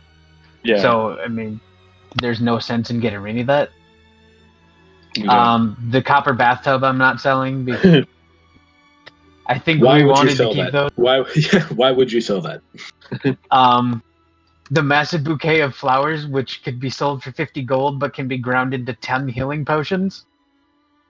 That's, a single healing potion is 50 gold. So a 50 gold bouquet of flowers can be made into 10 healing potions. If we have the time, I'm not sure exactly how long it takes, but I can grind them into healing potions on the trip on the ship if you want, because I have herbalist kit and proficiency. Yeah, that one from a sheer value standpoint, it's like and then the salt brandy and the myrrh I have. Did you want to sell the myrrh right now? Would the myrrh have been? I know he got a good deal on the frankincense in. Yeah, I haven't. That's also the boat stuff. So I'm splitting up. I'm keeping the boat group. Yeah, Guy could have helped him with that if Guy could have helped him with that. Yeah, to get rid of the myrrh. I'm gonna keep the boat group separate for right now. Because I don't know if we've decided how we're going to separate out that group. Yeah, we should work that out before we go on. So I'm gonna keep adding up for the other one if you guys want to figure out how discuss the How- other. with How those about guys. working out what you want to buy in Suzale and getting it bought on the assumption that you're going to have like 3,000 or 4,000 gold pieces at least each? I think that's probably pretty low. So yeah, is there anything that you want to buy that's under 2,000, 3,000, 4,000 gold pieces?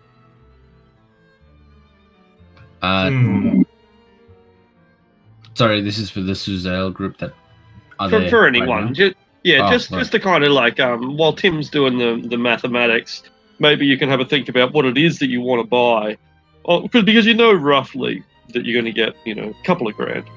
Is there anything you want to spend that on? I have a breastplate +1, which I would love to get upgraded to +2, but that requires going to the forge, and I don't think we've fully met up with Roadkill No, and them you yet, guys won't so- do that. You can get it enchanted by the War Wizards for 4,000. You have that mace you could trade into. Yeah. I help don't with have that price. 4,000. I have. Actually, I do. You have the mate? 4,000, Yeah. You have the mace. You have the mace you can help trade in.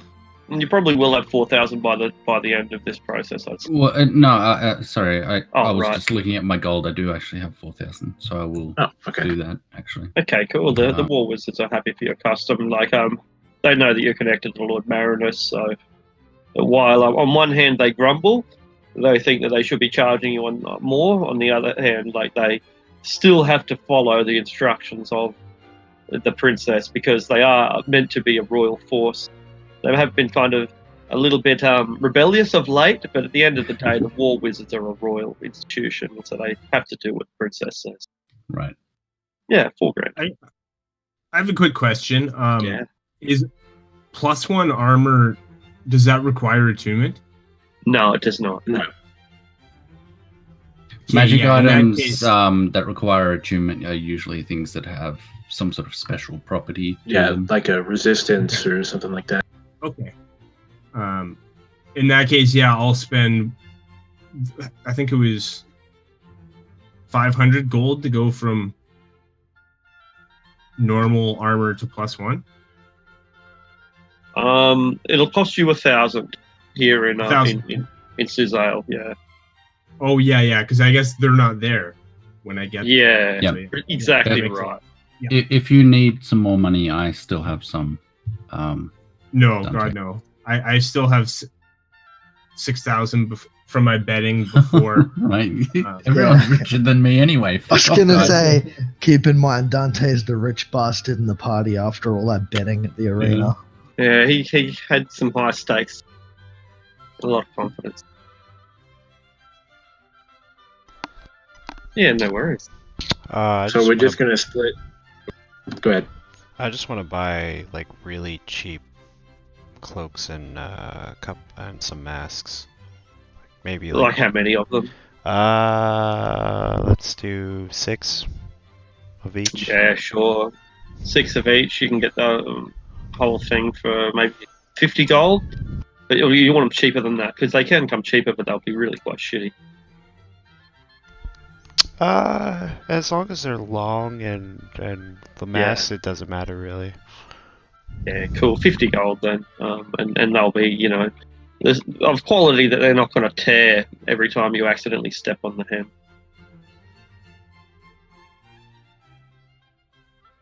This is a tangent, has nothing to do with buying, but I found this in my inventory, and I either was too drunk to remember what it was. Does anyone remember what this thing does? Oh, that is really relevant now because you got it from him, White Warden. Yeah. Vandergast. That's meant to read Vandergast. black and white. I accidentally removed white there. Isn't? Did he give us something that we could contact him with? I think that was what it was. Yeah, that sounds right. I'm looking it up myself, but that's Yeah, oh I'm sorry. pretty sure. That does sound right. Sorry to sort of interject while you guys are all doing that. Okay. No, that's good. Good. No, No, nothing keep- wrong. So We'll say that's what it is because I can't see any contradiction. So with In the Kimura estate, we didn't find any just straight up gold. I don't. I don't really recall. No, I think it was mostly believe so. in jewels and clothing. Like Yeah. Okay. the wealth was all personal. So in the stuff that's in here,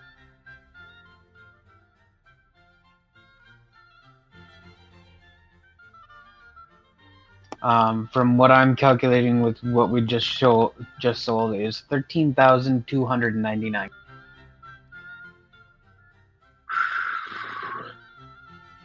Sweet. Divided by what? 8? Right? Yeah, I'm counting 8. I don't include Perrin in that. Oh, right. So The 7. spell book. Yeah, But- you literally Oh, okay. gave him a spell book with like 8 9th level spells in it. He doesn't give 2 shits about your gem. What's So the you're max? looking at- What's the max value that wish? Max value than what? You probably can't put a gold value on a spell book that has a heap of 9th level spells, including Wish. Like, I don't think it's possible to Wish put a alone. financial. Look, But I'd Wish alone, yeah. that's like a max value that you can make something. I think it's like 10,000 gold. if you got that book for 50,000 gold, you'd be doing well. It's probably worth 100,000. That'd be my, off the top of my head estimation. Yeah, look, I'm happy that I gave it to him because that was why he joined us in the first place, right? To Well, use and these books. I think a lot of us didn't have a concept So- of how valuable that is, right? So Yeah. out of You know, Out like of- 8th and 9th level spells aren't really like. I mean, we call them that, but we just know it's fucking powerful magic, Yeah. right?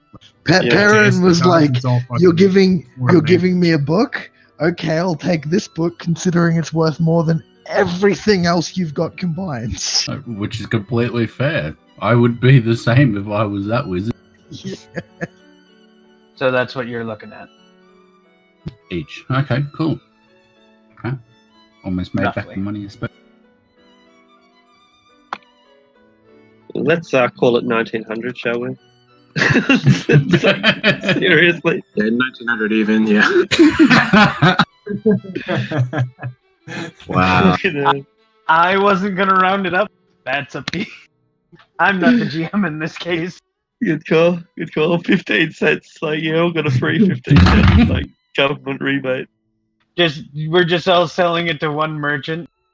The merchant is just like, you know what? Fuck, I'm gonna give it. So I'll save myself 2 or 3 gold by not spending 6 hours divvying out copper and silver. Right? Yeah.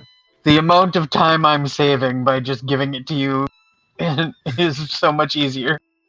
Yeah, you probably wanted to give in like platinum, but you were like, no, I have to split it 7 ways. So could you please just give me all gold and just made him count out like. Painful. He gets his first grey hair that day. Alright. Fortunately, the fucking Duke of Whispers shit is so much easier to split up. Yeah. I think since we split up the Kimura estate from the people that were there, that y'all should do the same for the characters that were. I Yeah, think so. yeah. Because Perrin wasn't going to take anything from the Kimura estate, but Felix will take some of the share from the. Yeah, Guy, we already got Yeah, taken Guy care of, already. so that's Yeah, not a- Guy already got his share. Yeah. I know a lot of it's gonna probably go into the vacuum, which is fine, but put it on your character sheets nonetheless, just in case they make a reappearance down the track, or if one of your characters dies, I guess. Oh, I guess it's really simple for at least Guy and Perrin. Perrin got a book, Guy got a dagger, done. Like you're right. It should be recorded, but it also won't be hard to remember. Oh yeah, I already put the dagger in this character sheet. Yeah, fully agree with you. Though. Yeah. Perrin could be a good NPC to bring in for the final Mithranor battle. That sort of thing. Like a great idea. He finally gets around to mastering 9th level spells. Yeah, I mean, Let's you've hope got so. something super valuable. He'll just hang out helping Marinus around in Gloriana as an NPC. Be his Vendergast.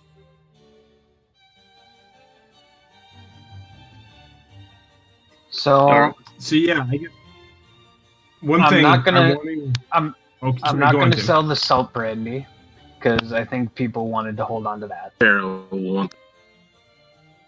God, I'm disgusted every time I hear those words. Yeah, I know. It just, yeah, but we can. If nothing else, I'm assuming she might want to take her share in salt brandy, and Yes. we can verify with Christina if that's what she wants to do. I don't think you need to verify it because she's played the character in another game before, and a trait of Farah is that she is a over-the-top alcoholic. Yep, that's kind of what I was getting, but I would still want to verify with it. But I'm pretty. I think that's pretty safe. But all right.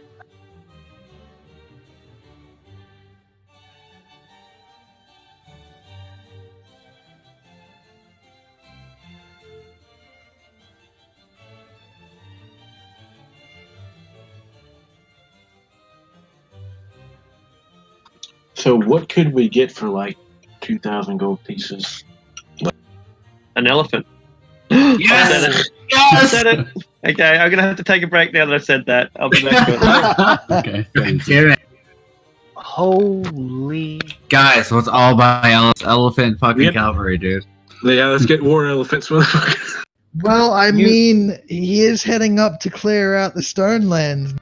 Yeah, cross the storm you- forms with a brigade of war elephants. You guys, oh my god! Well, my train of thought is that these books are obviously valuable. We could give Marinus one or two of them as a means to fund his Gloriana campaign. Wow. Whew, guys. Wow. What? That's a big difference. What do you mean? So the gold value from the boat, the total to divvy out amongst the group is 42,175. What the fuck? What? No, that's from, 42,000. wait, is that from all the stuff that was just on the boat? Or is it from the stuff Yes. you carried over from on the boat? That's just what was on the boat. Fucking hell. Hang on, I mean, a there lot was of it was more just on the gold boat pieces. than in A the. lot of it was just gold pieces, right? It was the platinum. It was 6d6 times 100 Yeah. platinum. Platinum. Oh yeah. my god!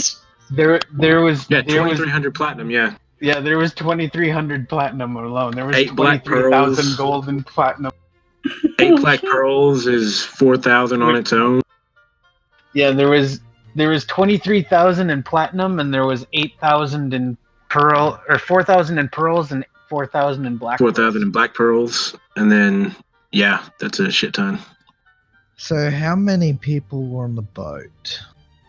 Let's see. There was the Thayan, Arathir, Vidic, Felix, Farah. Guy already took his share. So there Not was a bad deal. yeah, there was 7, but I think there was the 4 new characters, and there was Vidic, Dante, and Arathir. Yeah, and But Dante. Guy yeah. got scammed into just taking a day. So So just it's 6. divided by 6. So that's 7,029 gold apiece. Jesus fucking Christ. My boy. I want to buy some more stuff now. I think I might just keep some of those black pearls and see what those can get enchanted at. Oh, I'm selling everything. I have fucking 1,200 platinum. God damn it, Arctic! That ship was loaded. Maybe you should have stayed and helped in Westgate a little. Wow. Was there really that much there? It was 66 times 100 platinum. Yeah, right. 2,300 platinum. Yeah, Yeah. 2,300 platinum made a big fucking difference. Yeah. Yeah. From a metagaming point of view, 2 things about that, I suppose. First of all, you guys deserve it. just listening to Arathir say, can I have that +1 rapier? I don't have a magic hand weapon. At level 13, just, fill me with equal parts delight and cringe. And so, so you deserve it, And on the other hand, from the other metagaming perspective, this guy was in charge of trade in Westgate. Yeah. That's like being the trade minister of Venice. So the guy's got some cash. I wouldn't even say that's a metagaming point of view. I mean, it's just a fact of the world, really. Yeah. So I guess out of character, rather than saying metagaming, it's an out of, Yeah. But yeah. So those well done. You've earned it. You deserve it. I have a whole heap of gold now, and I can go and awaken an army of cats. Okay, so everyone gets 7,000 gold from that was on that boat, as divided by 6. Except Guy, who got scammed out of a dagger. Yes. Did he? It's a +2 dagger that can cast silence. Oh, man. I wonder how much that's. It's worth more than that. It's worth 32,000. Yeah. Yeah, Guy probably still came out ahead. Yeah. Without having to split. Yeah. Because speaking of which, we still remember the magical equipment for making the new characters. 8,000 was a +2. Yeah. Yeah. So this is 32,000. It's the next rate up. It's a +3. Yeah. Speaking of which, we still have that Nightbringer, the holy weapon of Shar. Brotor would use it. Brotor would use it if it didn't have Shar attached to it. Yeah, sure of it. There's some things that you can't carve out the symbols. You know what I mean? Like you can hide them. Yeah. But you can't desecrate them. Yeah. A couple other things that we didn't sell. Silver dagger, because always handy to have a silver weapon around. Bronze dragon tooth, because that could be useful in making something. The bone key to the Obsidian Hall, and the map of the Lake of Shadows in Ravengate region, because Vidic collects. Vidic has all sorts of maps. Bronze does lightning damage, right? The bronze dragon, lightning breath. Yeah. Okay. So that's a great item for making like a lightning hammer or something. So I have a question. In how much buying power does let's say 1,000 platinum actually have? Oh, a great deal. Property's always expensive, particularly urban property. Great farmland's generally cheap, but 10,000 platinum is. Put it this way. 10,000 platinum is enough money that kings will arrest you just to take your money. And everyone's like, hey, don't do that, king. And he's like, fuck it. The political fallout for murdering this one guy and stealing all his money is worth 20,000. So yeah, it's a king's ransom. Hey, it's a lot of money. Isn't 100,000 gold pieces what was in Dragon Heist? 500,000. Yeah. 500,000. So yeah. I mean, 1/5 of that. Yeah. On the other hand, though, 20,000 is also not a like the sort of realm that could be threatened by 20,000 gold pieces is probably too weak to stand anyway. Your Karak is worth 60,000 gold pieces, so 20 grand's not even going to buy you the ship. Yeah. Okay. Yeah, but it is because it's a significant amount, but not exactly. I got you. Yeah. Jesus fuck. Because I guess what I'm wondering is that I'm just so happy that I have spend some of the money to try to bribe some of the other houses in Sembia to support my sister. Yeah, sure. Yeah. So I guess it's really difficult to answer that.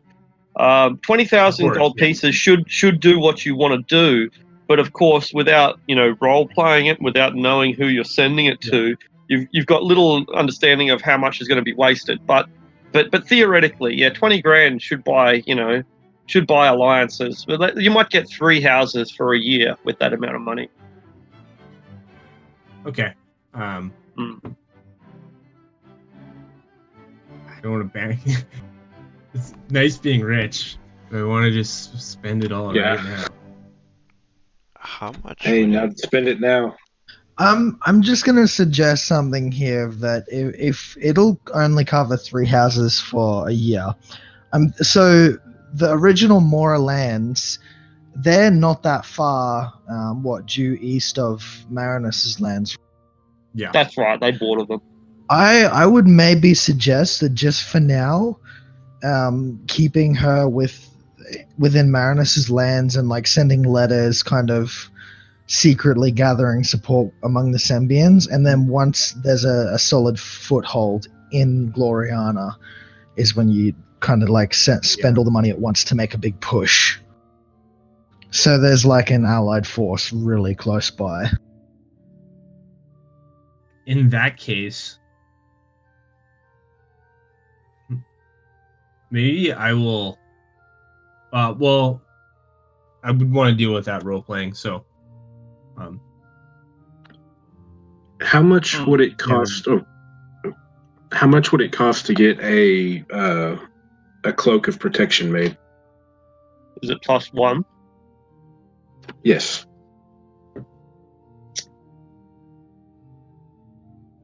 Cloak protection +1. It gives And then, +1 to armor class and as- dexterity saving throws, right? Or is it all saving throws? It's all saving throws. Yeah, It's 8 an grand. uncommon item. Okay. 8 grand. Yeah. Do I get the War Wizard discount that you said about, or They is that just grumble. They'll give you 4 grand. okay?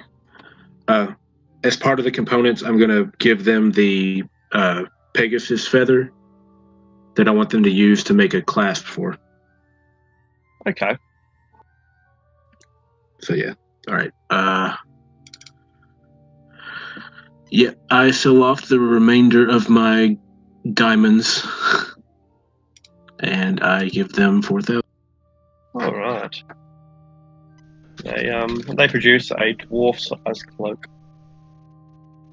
Well, I need to do some shopping. How much would it cost to hire grave robbers to steal 3 fresh corpses, or buy 3 fresh corpses from like a medical school or coroner?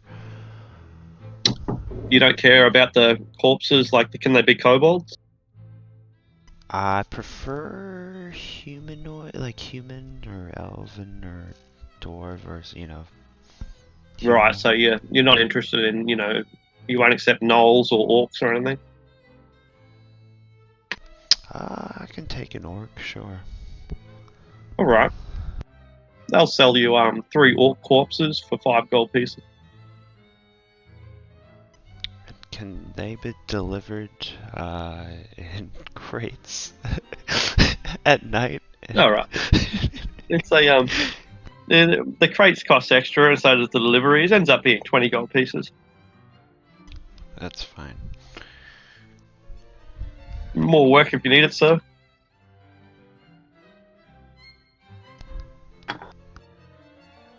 You said how much was it to enchant armor to +2? 8, but half of that, so 4. 4,000? Yeah, that's right. As long as the war wizards are doing it under strict instruction. Awesome.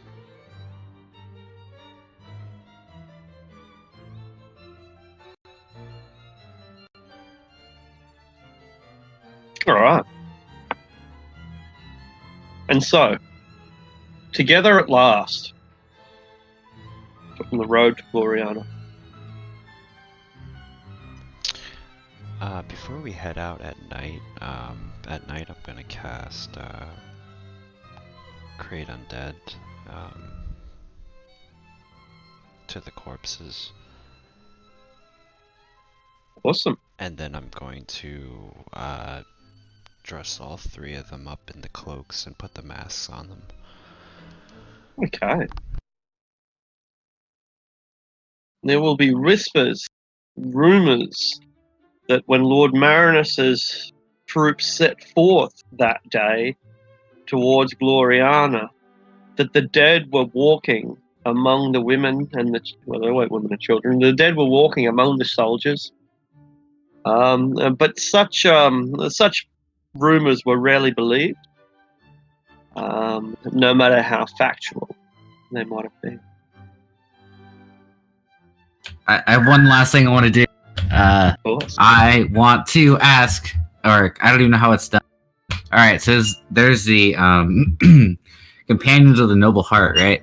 I want to, and that's what Marinus has been a part of from the beginning. He wants to send out word to those who are in the region. You know, I don't know how many would actually be there, or how many the message would go out to. I'll spend some gold if I have to, also, to get the word to these lone horsemen to gather for, we'll call it an inquisition, or we'll call it, I don't know, a crusade against the orcs in the Stone Land. Awesome. You spend 100 gold pieces sending out riders and word, and make a religion check. Nice.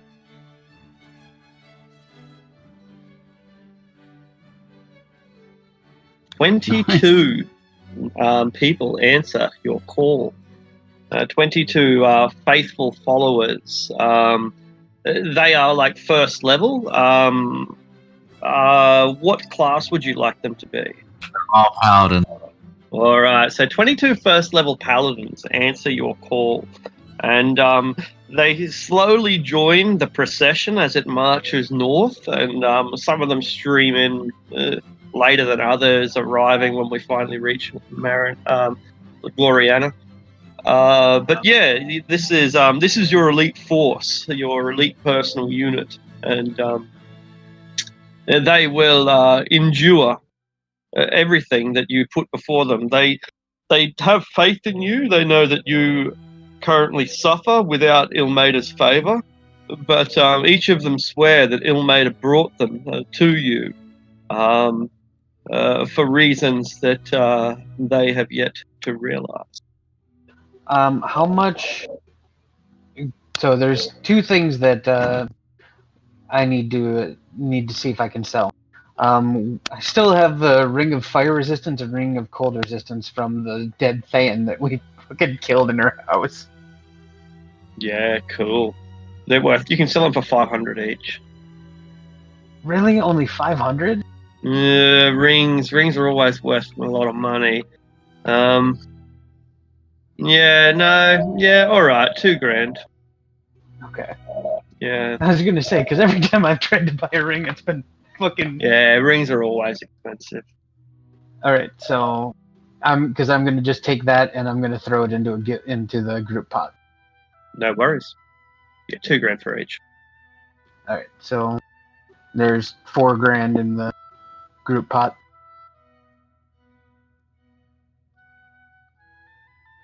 For anything We are on the road. We as the group. We're on the road, and we're traveling north from Suzail, destined for Gloriana. We'll be cutting the shortest path straight up the main road over the Stormhorns.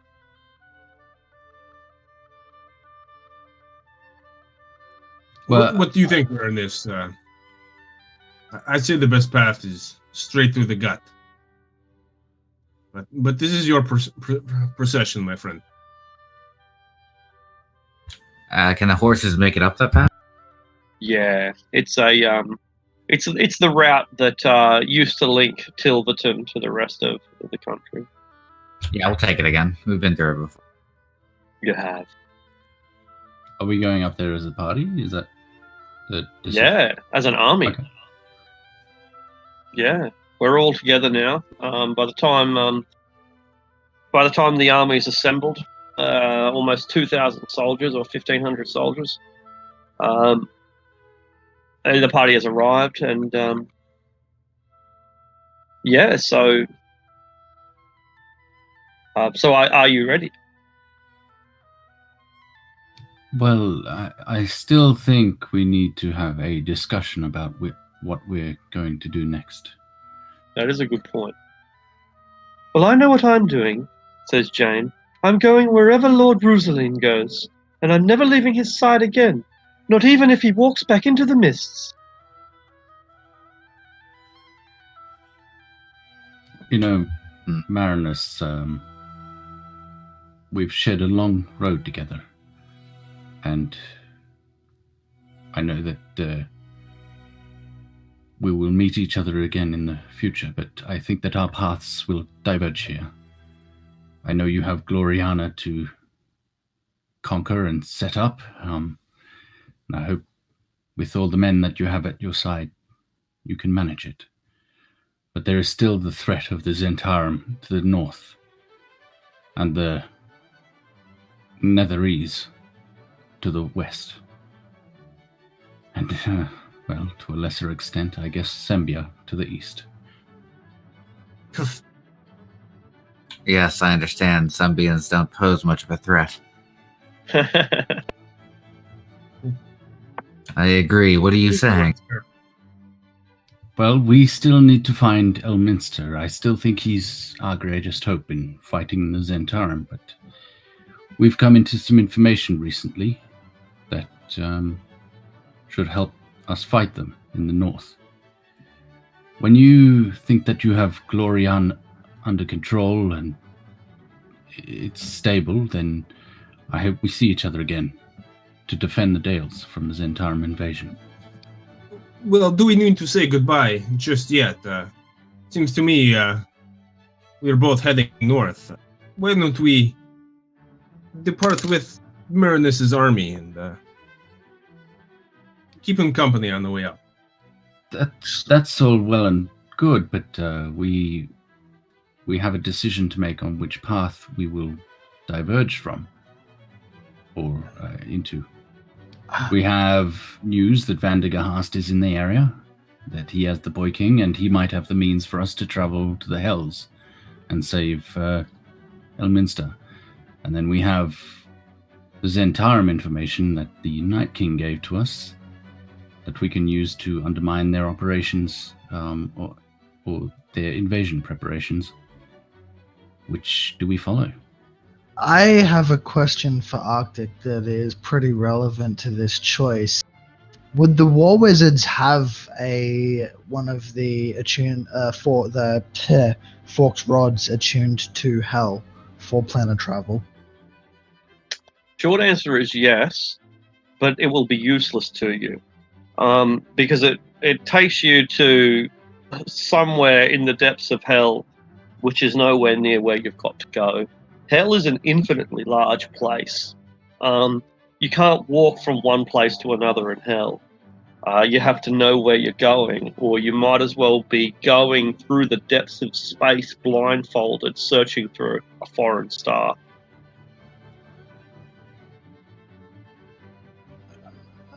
So we probably need to use the same way to get to Hell that Elminster did.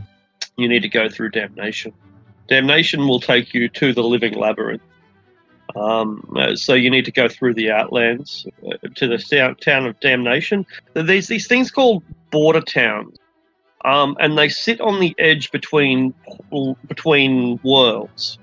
They often grow up around portals, permanent portals, for example. So Damnation exists in the Outlands, called the Plane of Concordant Opposition.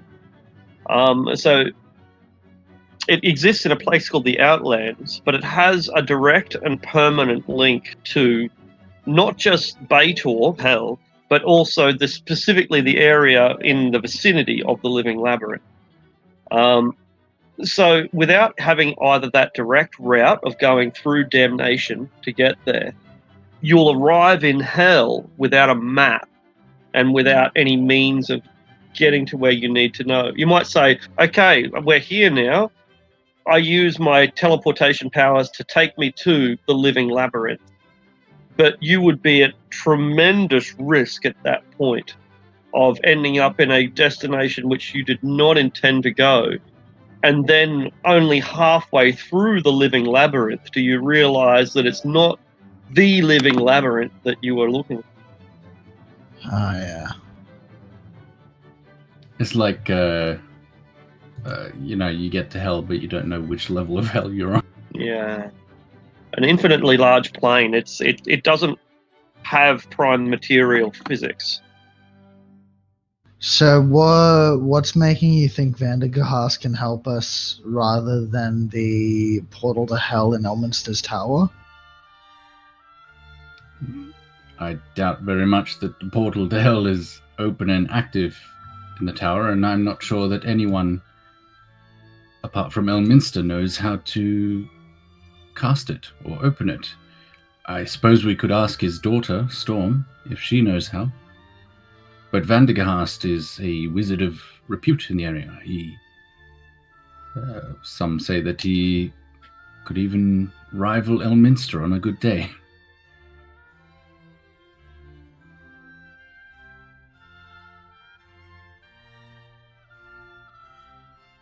And you want to split up with Marinus' army at Suzail to look for Vandergast? Well, we know his disguise now. We know that he is portraying himself as White Warden in the area. And we came across one such individual on our way to Suzail. He, in fact, gave me this idol. It would perhaps be a good idea to contact him at least and see if he's willing to help. If he can help and provide us the means to get to the Outlands, then that will be our in to find Elminster. And our out? I think our out is Elminster.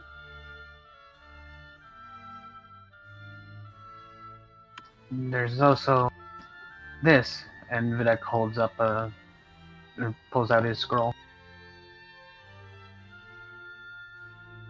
Which is? This is a scroll. Plane shift. Yeah, but that'll have the same problem as my plane shift spell that Arctic mentioned. If we don't have a correct location or a correct way to go through, then it won't matter. We'll end up in the wrong spot. But it should allow us to get back here. Oh, yeah. Getting there is the difficult part. But this, of course, brings up the case of the Zentarum. If we leave to find Elminster, then there will be nothing here to stop the Zentarum from making their preparations. We can give all this information to Alisair, and she can warn the people of Dagger Falls and Shadowdale. But 20,000 men is not something they are prepared for. They're better off retreating.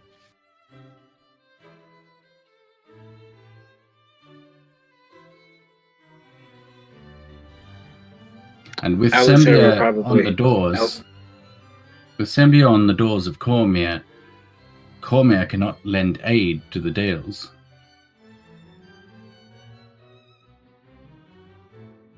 Did y'all share the information from the Duke of Whisper?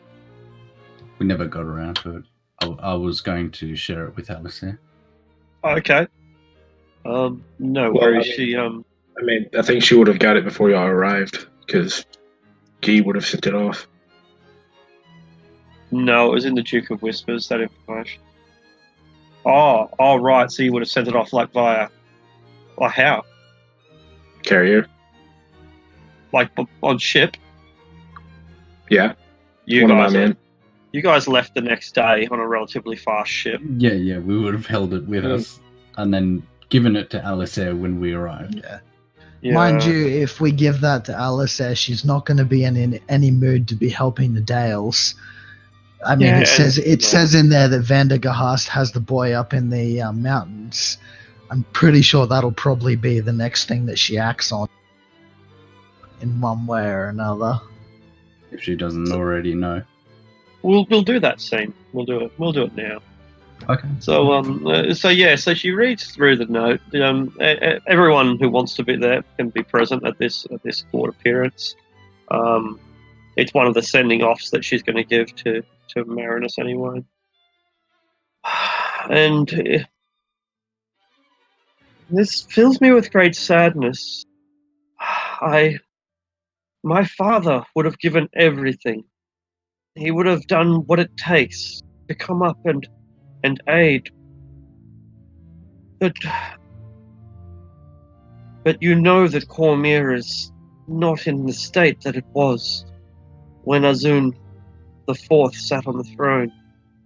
If I were to send up reinforcements, I could weaken Suzail to the point that a naval invasion or a land invasion from Immerse could collapse the dynasty forever. I cannot help you. Lord Marinus, you have 1,500 troops now. That is no small force. No small force indeed. I would not judge you harshly if you sacrificed your dream of Gloriana for the Dales.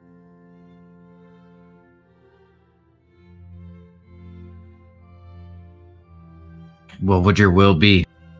My will would be that you hold Gloriana. That the Dales... My lord, the Zentarum already controlled Dagger Falls for 60 years. It was only in recent years, 3 years ago perhaps, 5, that the Zentarum were driven from Dagger Falls. Perhaps we must allow the natural order of things to be established. I cannot give my advice on it. It breaks my heart to do so. Excuse me, but when we take the Stonelands, I will gather what forces we have and we will march on the day.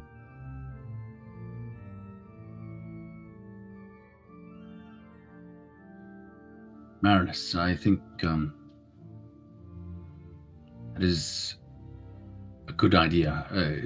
It will take some time before you are ready, though, I think. For the meantime, you should probably focus your efforts on securing the borders so that, if worse comes to worse, the Dales have a refuge in Cormyr. Would you accept refugees, Alistair? Of course. Oh. Well, it's a question to both of you, I guess.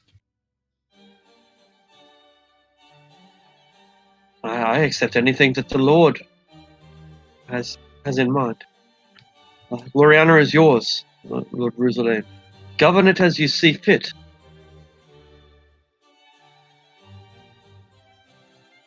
The choice also is yours, my friend.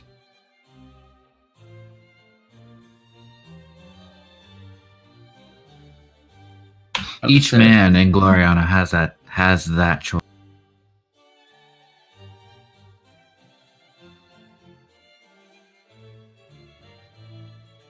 Alistair, if I may.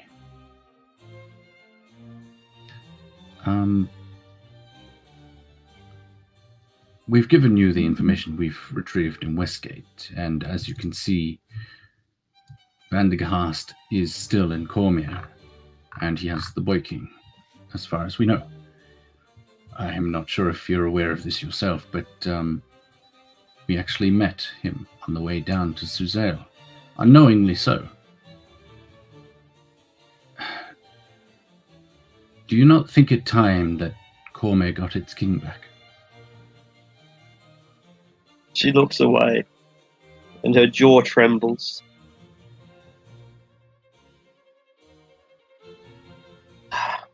There are some things that, even as I sit here on this throne, I do not have control over.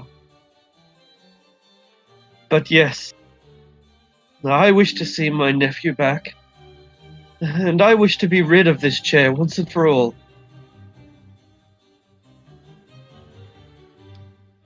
Well, I have another favor to ask of you then. You and Vandergast know each other quite well, I assume. He is an enigma to all, but he has been there for longer than I can remember. Do you trust him? My father did. Does that answer your question? I suppose in a way it does. My question is then, would you give us a writ or a royal seal, something to instill some confidence in Vandergast should we meet him again? Whether he decides to bring the Boy King back and put him on the throne, and whether you will accept that yourself, is another matter entirely, one which I can hardly imagine getting involved in. I do love this country, but political matters are not my forte. She calls for a scribe and starts to dictate the terms, but when she can't decide it, she just snatches the quill and paper away and starts scrawling something herself. The reason I ask this is Vandergast might hold the means for us to go after Elminster.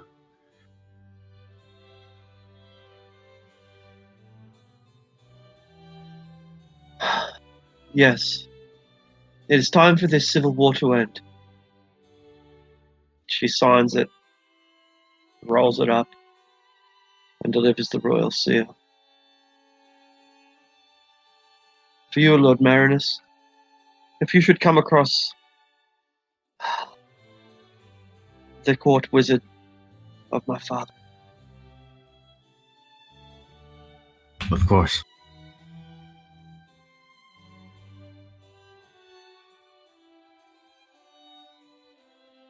You are our brightest hope.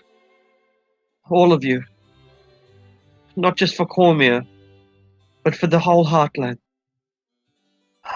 The fate of the Dales depends on you. The fate of the Stoneland. The wars within Anarok. And I have heard that you have upset the balance of power in Westgate as well. You are shaking this world. But don't stop now.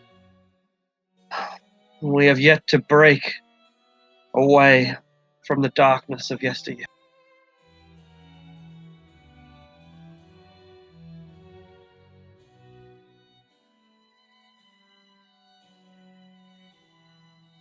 (1373).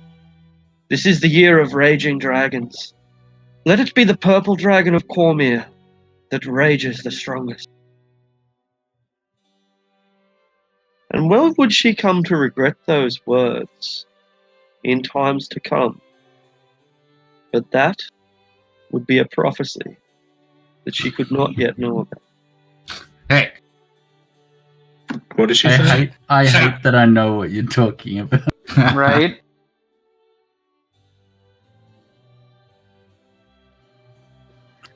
Well, Videk shudders. well, we head northwards then. Should we join with you, Marinus, until you reach Gloriana and then split off from there? if you would grant me that honor, my friend, then yeah.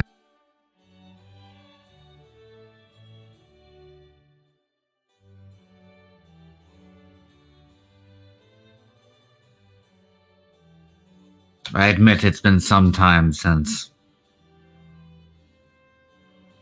It's been difficult to leave the rest of you. I'm sure it will be then.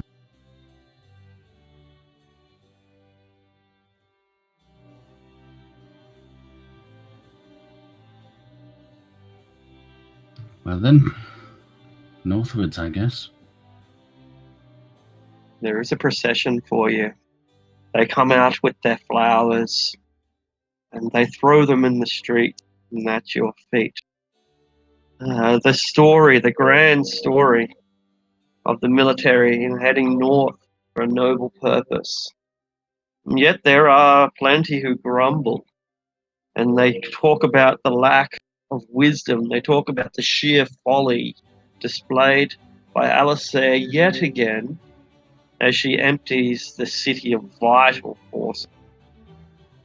And there are still others who see this evacuation of troops, and they estimate that Suzail might have lost as much as 1 in 10 of their military.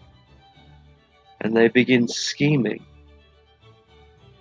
wondering if perhaps this moment in the balance is the time to strike. Our first destination that we reach is along Calanta's Way, at a place called Calanta's Bridge, a insignificant yet historic farming town that we will always know as the Tomb of Morn. Do we have a scout or scouts going ahead of the main army? And if we do, are they members of this? I will be scouting ahead on Alphonse. Yeah, Videk And- would be as well. Yeah, Videk and Arathir on the ground, perhaps taking either side of the road. The three of you notice, perhaps a mile before the army has arrived, and therefore, out of sight. Three of you notice that there is a gathering here at the bridge, or specifically at the tomb. They are hooded figures, and they twirl and dance and chant. Their leader wears a mask made of a bull's skull with the horns and the top jaw of a cow, and they dance around, rattling bones and bone staves, and speaking in a language that I'm not sure if you understand. Well, Is it I know some they sort of look infernal? odd, but do they seem like cultists? Yeah. Yeah, it's Abyssal, and they're cultists. And there's how many you said? Maybe eight of them, and a shaman, like a leader, a cult leader. They've got pretty simple equipment: bone staves, bone daggers, shaggy cloaks and hides. They don't look formidable per se, but they do look deeply engaged in this ritual. I guess, is it possible to get closer and get an idea of what they're doing? It really I know is. probably- You guys are, elite forces, and these are simple, villagers who've decided to worship evil at this shrine. You get closer and are able to make I suppose, a religion check, since I think that might be the most relevant. You might make some other check like perception for some reason, but I think religion might give you, Okay. Yeah, key I guess I can see them, right? And they're doing Yeah. something. But Yeah, that's I want right. to understand what they're doing. So yeah. religion, That was I my guess. thought, I did not know more, and I'm not going to bother with a check. Yeah, it's so it's a cult to Morn, or specifically a cult to Orcus, and they're imploring Orcus to, give them power, grant them magical ability. They seem to think that by performing this ritual, they might awaken sorcerous powers within them. And sure enough, the one with the mask, he has some magic. He's casting, Bane and other sort of first and second level spells. He's got a bit of a repertoire. And the others are just imploring that, make me like him, please. We will make sacrifices unto you. Morn, patron demon of bad luck. Tell me what I need to do to curse my enemies and draw forth the power of necromancy. These sort As, of as the invocations. ritual as the ritual goes on, they're dancing and whatever goes on, I feel a sort of rage well up inside of me, as it seems to me like they're the ones desecrating Morn's memory and grave. And I'm going to try and disperse them, starting with the bull-headed figure, and let loose a few arrows Into their bellies? into their ranks. Yeah, just I'm going to start with the bull-headed figure, but I'm going to just, in a rage, let loose arrow after arrow until they're either all dead or dispersed. As you begin killing them, their blood begins spilling on the makeshift altar. This is what I was worried about. With your high religion check, you become aware that you are completing their ritual inadvertently. You've already begun it. You've already taken it to the point where, of no return. But on the other hand, you have yet to truly complete it. Will you finish the sacrifices and complete the invocation? I'm going to hate myself for this, but my rage is sort of taking over from logic here. I understand what I'm doing, but this is more about satisfying my own rage, and I'm going to keep killing. All right. It's making an offering to Morn. What's that? Okay. Look, I might send Penguin a small message, or maybe I'll have a small conversation with him, and then I'll let him take over. Take over True Morn. Make it like this is probably a good idea, actually. Make a different voice channel where you can just take people in and tell something secret if you want. Yeah, I might just head into the Arctic channel. Okay, cool. And so I'll see you in there briefly, Penguin. It'll only be for a minute at most. All right.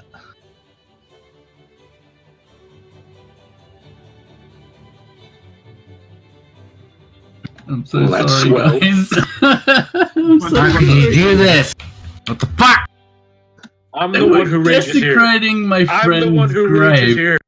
So wait, I'm confused. I was like spacing out there. Why the fuck is this happening? Because there were cultists dancing around Morn's grave. Oh, and they're he might be saying something about Morn. Okay, I see. Yeah, No, they were about to make a blood sacrifice to Morn, and Arethyr started it early. Yeah, I got that part, but I was like, okay, yeah. I Yeah, guess you guys don't really know anything more than I do. I'm just confused. So what was the thing that the princess said?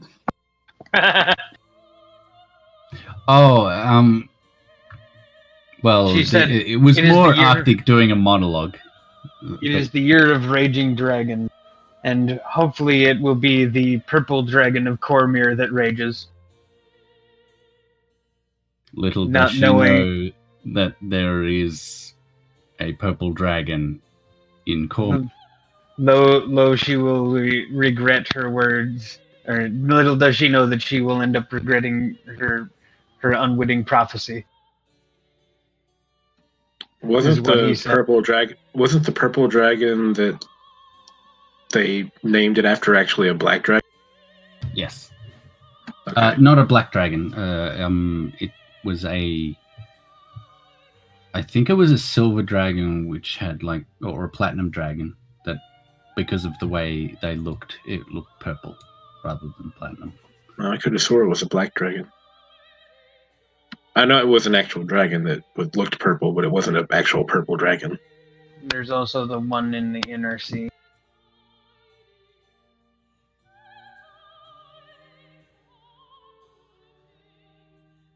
Did y'all pick up a new guy? Who is this guy that I hear? Gee. Gee? It's Guy? Gee, those Gee's not other there. characters. Gee's not Guy. there. Gee's not there. Because I was wondering, I don't. If y'all picked up another player, I don't want to intrude and then take place of another person.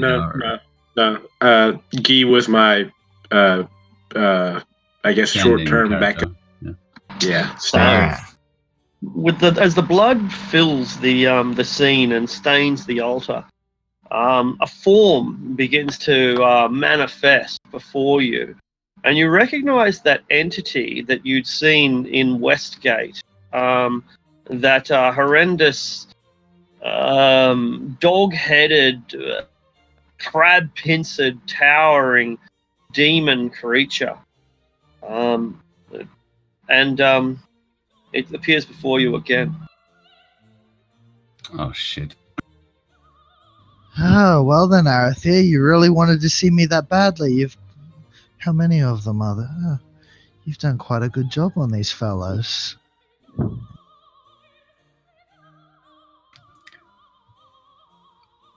Who or what are you?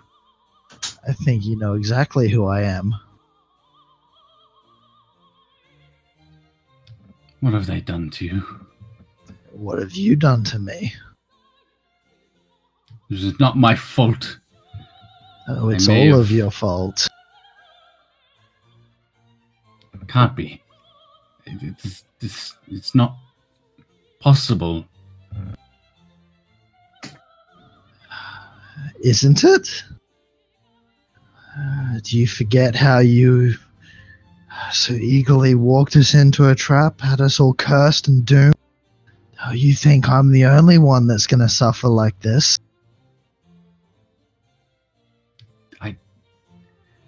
Ravenloft was not my fault. None of us could have foreseen what happened there.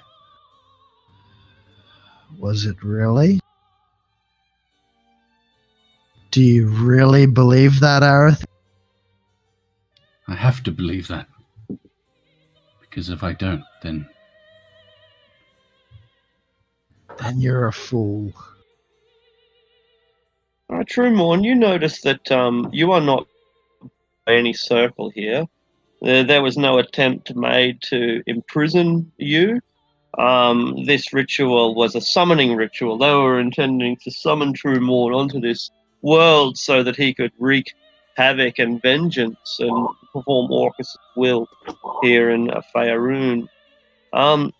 These guys, there's only two of them that you can see. You could probably murder them. They're about 40 feet away at the moment. On the other hand, this might be the only chance you've got. So I guess that you three had better roll for initiative while Morn decides, and you also decide, how you're going to deal with a loose Glabrizu. I guess panic starts to set in as I realize what I've put into motion. Sorry about that. I'll remove it. Yeah, sorry to interrupt. Apologize. And I sort of quickly realized that if I don't stop this here and now, then he could possibly escape and cause even more damage.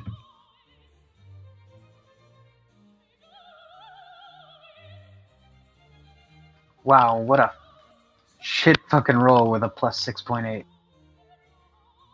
Or with a plus 6. Sorry, I'll give you control of this character. Well, I was gonna, because Felix, Felix has no idea what the fuck's happening down there. So yeah, I was gonna ask whether you wanted me to use the morning sheet or... The stats should all be there, ready to go.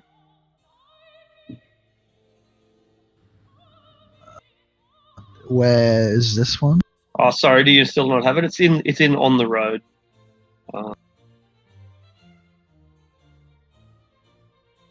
Can you see Trumorn? Yes. Alright, yeah. Oh boy. Okay, so you begin 40 feet away from them. You can just chuck yourself, or I'll chuck you down.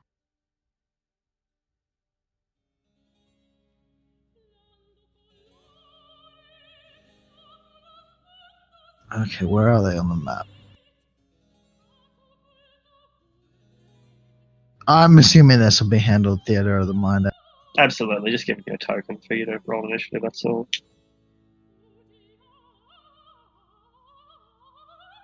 Alright, very good.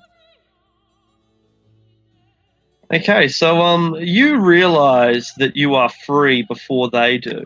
And so while he's busy engaging you and insisting that he's not responsible, Arathir I'm referring to, of course,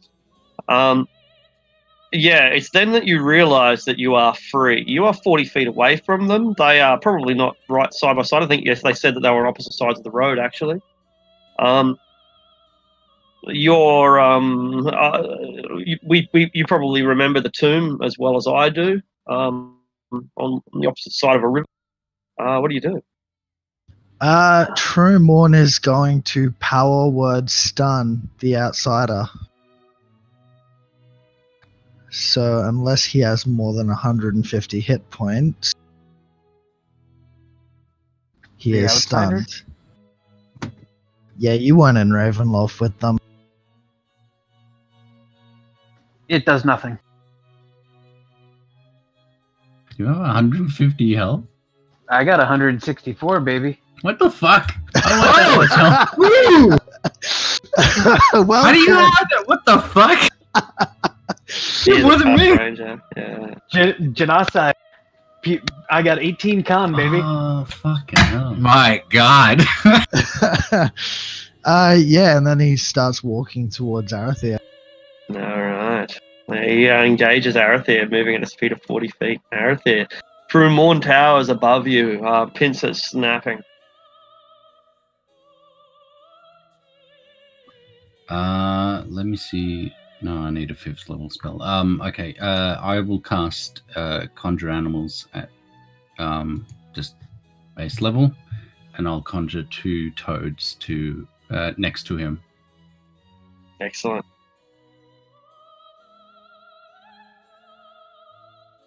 I had toads somewhere. Where are they? You had a bunch of them on the ship.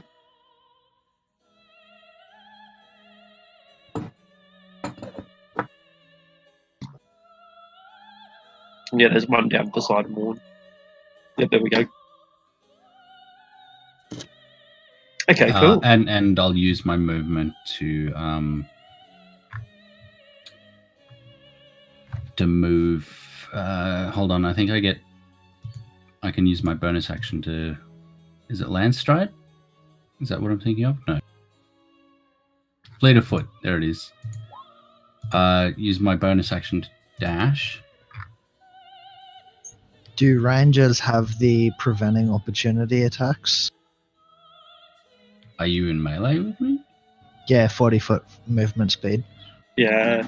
Oh no, I don't. But I'm gonna just dash and then move my foot. So I'll be 60 feet away. But you can take your attack. Alright. Oof. Ooh. And Make grappled. Grappled. Automatically grappled, yeah, so there's not even a roll. And so you go to move, so you don't have to take the dash action, so you take the move action, but as you do that, the pincers snap you up. Well, where do you strike True Morn with that perfect attack?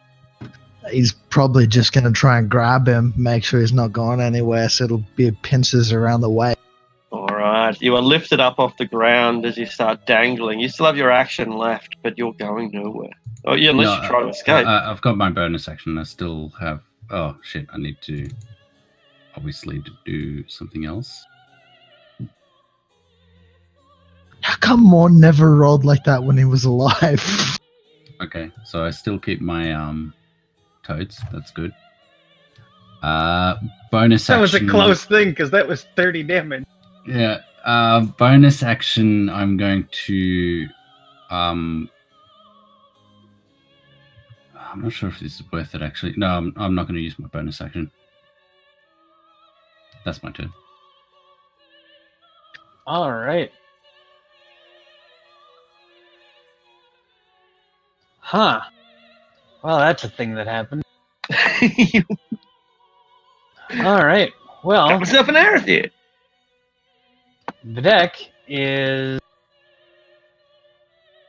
going to cast Guardian of Nature and go all big old tree man.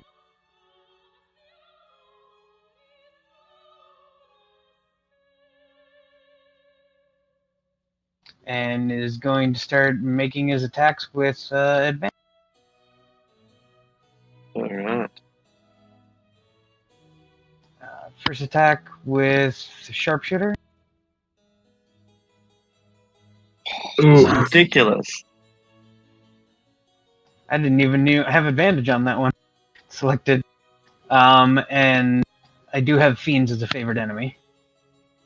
Excellent. So that's 25. Second attack will also be Sharpshooter.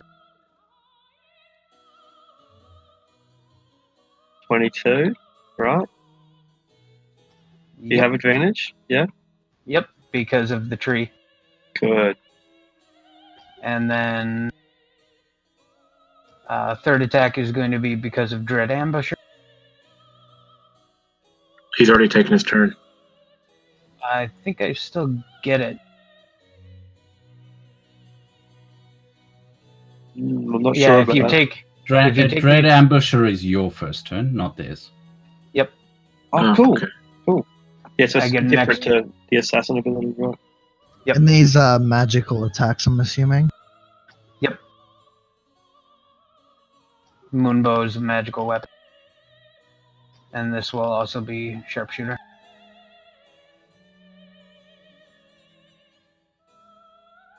And that's the one is force damage. All right.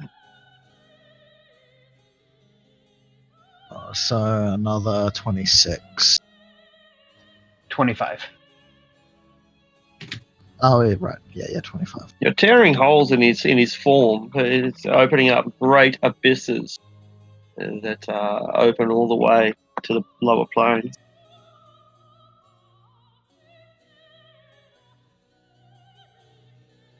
Giant toads. Multiple.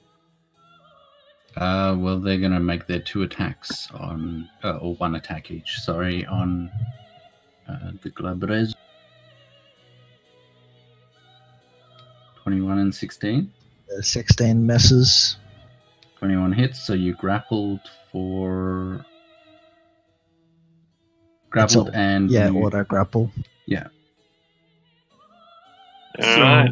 No one's going anywhere. Arthur, like, pinched, and then he got swallowed by the toad as well. I like it. They've got their tongues wrapped around his legs and around his arms. So he's kind of being bound by toad vines. But yeah, the crab's got Arathea hanging up off the ground 10 feet up in the air.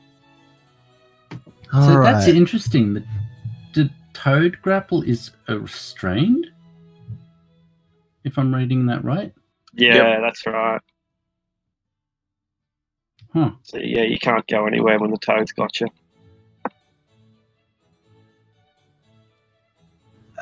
So I think that makes his attacks at disadvantage. doesn't- Advantage. Yep. No, Oh, wait. Morns. Yeah, Morns. Yeah, Morns is Um, at disadvantage. Because I don't think grapple has the advantage thing, so it's unaffected. It just stops Arathea from moving, but his attacks are then made at disadvantage. Attack rolls um, against this creature have advantage. The creature's attack rolls have disadvantage, yeah. Yeah, so I misread this on the first go, but I'll use it right this time round. He's going to do the dispel magic Ooh. on the toad that's grappling it. Well, it's an area, isn't it? Is it an Uh, area, or just you're targeting one fake? dispel. I think it can only target one for summoning spells with dispel magic Okay. because it's targeted. It's not an area of effect. Well, my spell DC is 15. What level's the spell? Third. It's any Something like that. spell of that level, and so one creature. So any spell of 3rd level lower. Yeah, so Yeah, you don't target the toad, you target the caster, and when the spell is successful, all the Okay, spell yeah, will end. well, he'll target Arathea then with the at-will dispel magic. Okay. DC And is then, 10 plus spell level, or 3rd level or lower is automatic. Yeah. yeah, So does he then get to choose which goes first, the spell or the attacks? Yeah. Yeah, he does get to choose. Yeah. Okay. And then I think it can only attack one Two target times. with one pincer. So it makes 2 attacks with its pincers and casts 1 spell. So you cast your spell, you make two attacks. You could make pincers. 2 pincers on the same target if you wanted to. Like you could rip them to shreds. Yeah, he's gonna do that. Oh. 11 misses, 27 hits.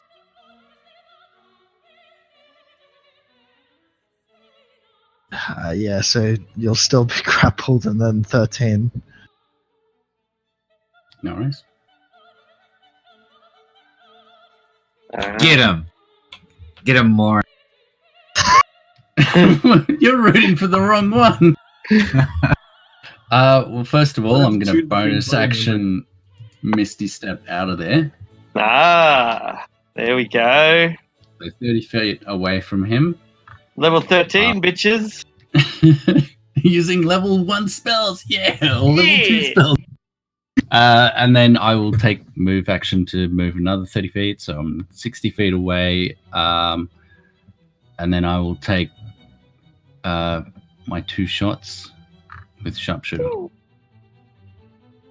Are they? They're not aberrations, right? No. They're fiends. Nah, Fiend.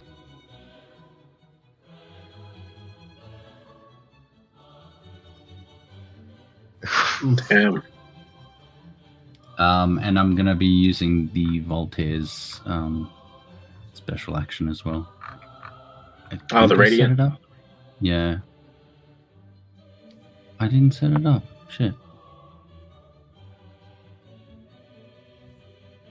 Sorry, I should have set it up. No worries. How much is it? Radiant, 2d6 radiant damage once per long rest. Sorry. I'm not sure if this comes into play actually. Can I use its special purpose Yes, you as an can. action, or because I've already made the attacks? Actually, I can't use the action to make it. Or is that part of the attack? Yeah, that's So what is the special purpose power? There's 2 special purpose: destroyed Batezu and special purpose power banishment once per month. Yeah. Yeah. But however, that is an action though. So yeah. It is you an can't- action. I've already made the attack, so Unfortunately. no worries. I'll just do the radiant damage. All right.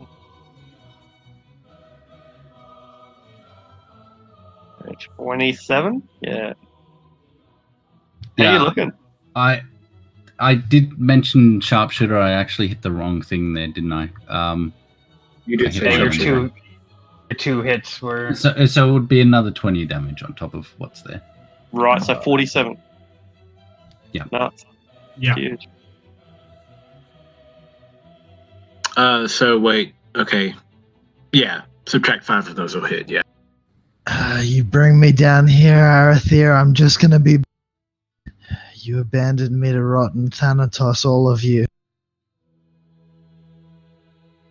We can still help you. Just stop this.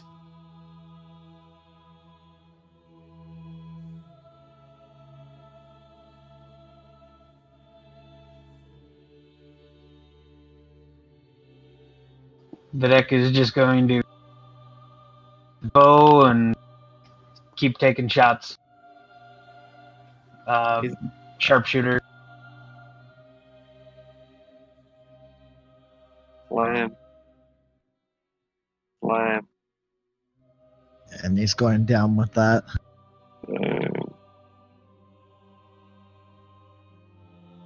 And the creature is gone. And yeah. How does he die, or does he disappear? What it collapses in on itself. All of those little wounds within his bodies from where the arrows have been penetrating, they form like a web of cracks, a web of tears along its flesh, and it turns inside out, with its blood and its bone and its meat all coming out on the outside while the skin remains within. And as that process continues to repeat, grinding within the depths of that viscous viscera is a deep and dark, endlessly deep and endlessly dark pit that is formed from the collapsing of the corpse before it eventually just vaporizes completely as a tiny black hole and vanishes, leaving removing the oppressive feeling in the air. I love the pup. I sort of collapse and sit on my ass as I take in the situation. Felix flies down to the rest of the group with his griffin to alert the party. Some entity is up ahead, tells the army, and then flies back to assist Arathir and Videk. But for the moment, the pair of you are alone. Videk will walk over to Arathir. Don't believe the thing it said. But it was Morn. That thing was might not look like him, but it may have I'm sorry. known the things that Morn knows, but it was not him anymore. It was simply using Morn's knowledge to get to you. Don't believe it. I'm sorry, Videk. I acted hastily. When I saw them at the grave, something took hold of me. I had to get rid of them. I didn't realize what I was doing until it was too late.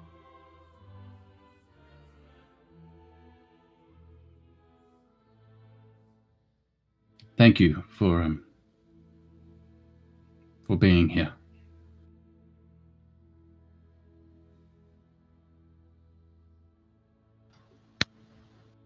The rest of the party catches up with the scouts. The hell went on here? What happened? You look like you've been in a fight. There were some cultists around where we buried Morn. They were doing some sort of ritual, and I just couldn't take it anymore. I fired upon them, loosed my arrows upon them, and spilled their blood, but in doing so I inadvertently completed what they were aiming to do in the first place. And Morn, or at least a fragment of him, twisted by the hells, came forth and attacked us. If it weren't for Videk here, I probably would have succumbed to it.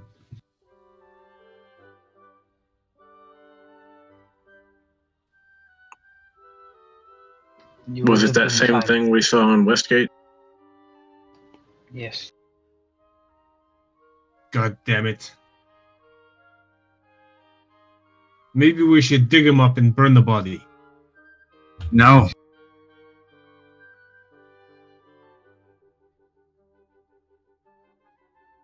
No? Leave him where. What do you mean, no, Marilyn? Leave him where he is. His soul has been taken by demons, I think. I don't know much about these things, but perhaps if we burnt his body, the demon might have a harder time occupying his soul. I don't know. You might be right, Dante, but something tells me it's gone beyond that. I don't think whatever that thing is attached to its body anymore. And maybe it just attached to the place. The tomb, I think, didn't Arathir crystallize it like ice or something similar to what they did in the Aragon movie, where it is the body even visible? I was just gonna ask that wasn't Does it me. look I like think it was there's even Videk, any? yeah. Yeah, Yeah. like they had the bloody robes and everything in Westgate. I'm pretty sure his body's probably not even there. Yeah, they probably moved the body. Well, okay, yeah. let's check. Is his body there? Yeah, Sadly not. and the little altar thing is broken from where they took the body out. Yeah, that's correct. Yeah. Does it look Um, like it's broken from the outside or the inside? From the outside. Well, going up to the bull-headed figure, is there any personal effects on him that might tell us who he was? Not who he was beyond who he represented. He's a cultist of Orcus. Although this is like a little subsidiary cult, you would find no evidence of who they might be because they've invented their own religion. You know, they're the cult of Morn. It's the YMCA of Orcus, yeah. Yeah, yeah, you got it. So this is a minor Orcus cult that has formed up in homage to this particular event, this entity. But you've probably utterly destroyed it for now. Yeah, but They're my an understanding underground of cult. the You probably haven't heard of them. He gets it. with my planar knowledge, would I understand that it's not completely dead? Whatever we Sure. thought. Yeah, make a plane check. Yeah, by all means. In fact, you can have advantage since you got such first-hand knowledge. I mean, and the fact that you've already killed him twice and he still said he'll be back. Yeah, well, that's right. Yeah, so you understand. You understand crucially that the only way to kill a fiend is to execute it in its home plane. As long as all that you do when you destroy it on a prime material plane is send it back. That would normally have implications. They often can't return for a year and a day, or even a century and a day. But in this instance, I guess that's Morn's good luck, isn't it? That he doesn't care about the rules of the metaplane. I like it. Luck. I like that we have a recurring villain now that is a former party member. I'm just Until pissed, next time, Gadget! just pissed that he rolls so much better in that tiny encounter with him as a demon than he ever did as a player. He's the demon cleric of bad luck for others now, instead of just himself. That's right. As the group is discussing what happens, I'm gonna go up Yeah. to a couple of the corpses of the cultists and cast Animate Dead. All Okay, right. what's up with this fucker? Oren, what are you doing? By the way, where is Hisoka at this point? He's part of, like, one of the He's on army the men, guard. probably. Yeah, he's a guard. Hisoka's that soldier with a really shady looking mustache that's like slightly He's built. he's The the chick female from soldier. Milan. He's the chick from Milan. Yeah. He's the The- prettiest the- of the soldiers. The army actually allows in female soldiers, but it still wants to cross dress. It's just a very effeminate man, It's right? like like pretending to be a female who's pretending to be a male to like get into the That army. is, yeah, that's it. Yeah, he's There are like, too many layers. Too many layers there. My Too main many weapon layers. is glitter. I throw glitter in the eyes of my enemies. There we go. Pocket glitter. He's the real glamour bud. Yeah. so as you raise these cultists from the dead, like Proto's like, who the fuck is this guy? What's your response, Meredith? To him saying, "Who the fuck is this guy?" Well, like to the entire scene, you probably don't know this guy either, but you've marched your army up here. You got more than 1,000 soldiers. We've just come across this place that some of them have heard about and most of them haven't. But whatever the case, one of your guys is a necromancer. You know what? Just to fill you in, Cam, Your soldiers are concerned. me and Billy are both playing new characters. Okay, all right, yeah.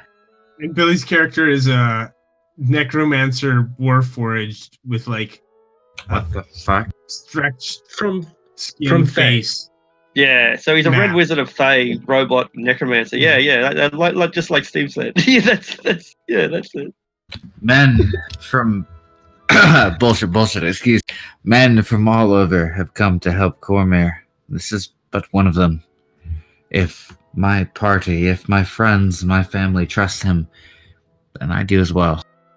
I don't know this fucker. Trust is a very, very generous term. I dress up the zombies in the cloaks and put masks on them also.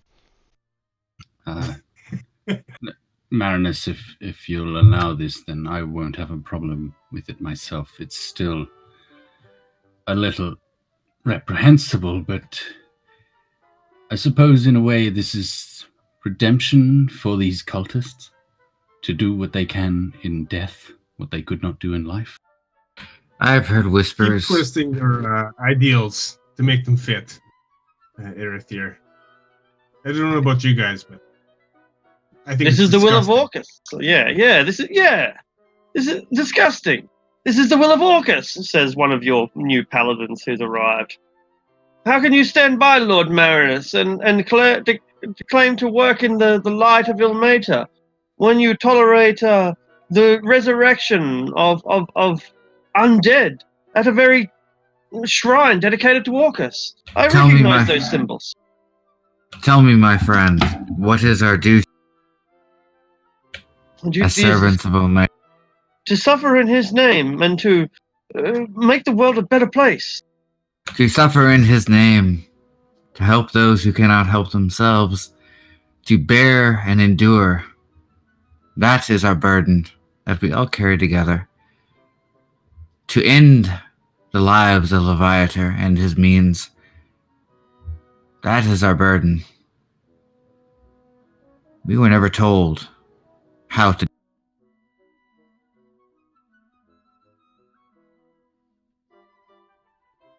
He, isn't happy with what you said, but he turns away from you anyway. Not willing to challenge you any further. Look, Oren, is that your name? Yes.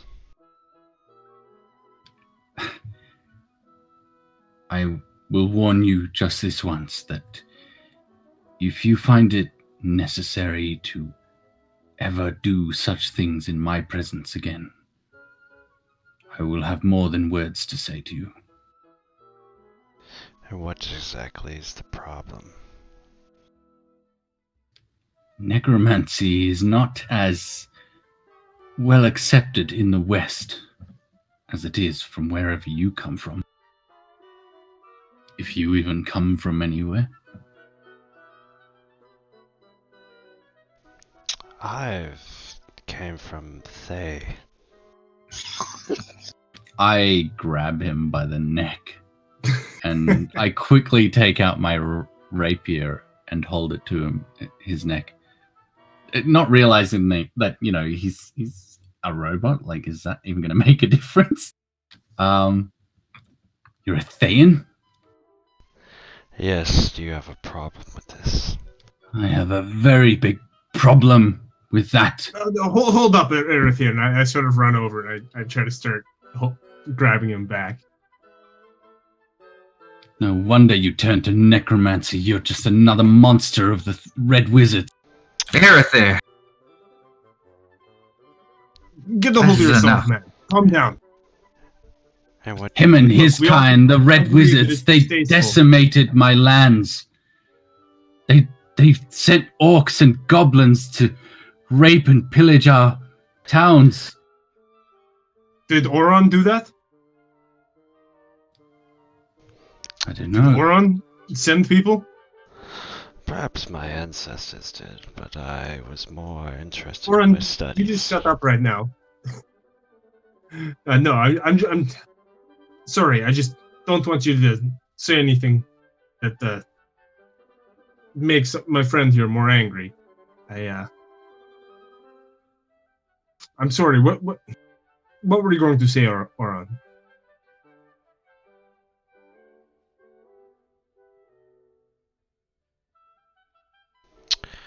You guys claim you fight for justice. Justice. I can't think of another word more beloved by the people. It does have a nice ring to it. However, without exercising your own strength, you seek the death of others at the hands of someone else. Well, the justice you refer to smells pretty rotten to me.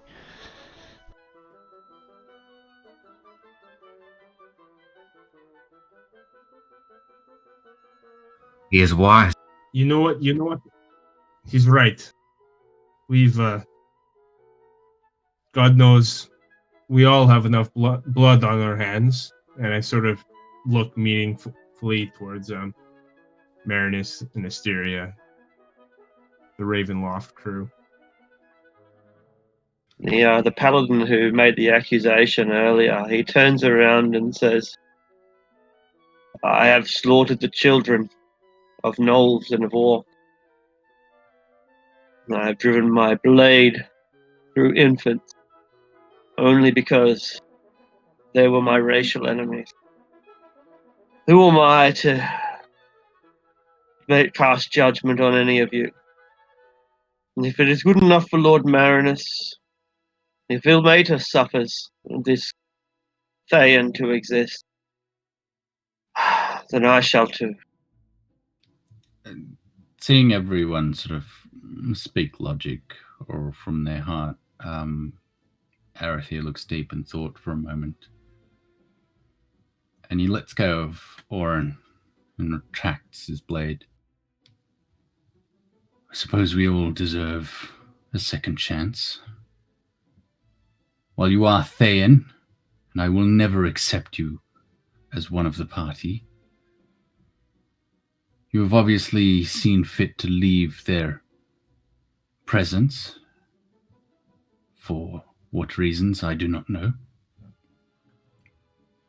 But if you so much think as harming those I love, I will not hesitate to dismantle you,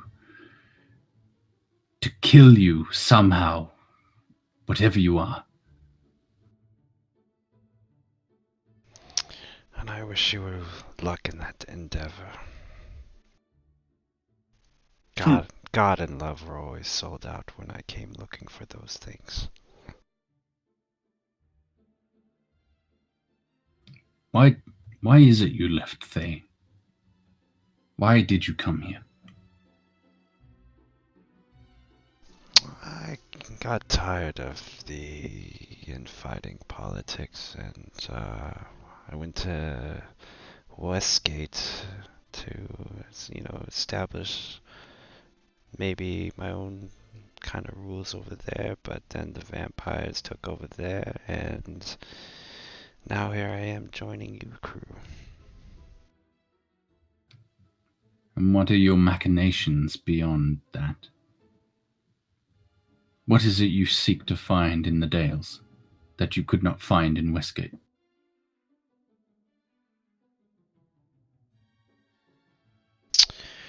I wish to know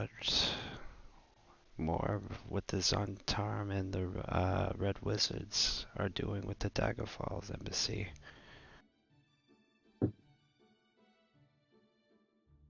And should you find yourself aligned with our enemies rather than those present, what then? Will you betray us? Stab us in the back like your brethren do back in Thaymount?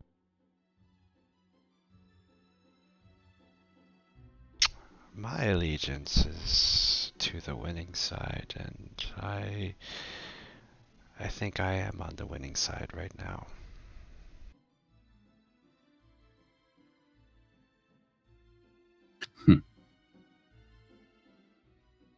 Let us hope your scruples hold up better than those.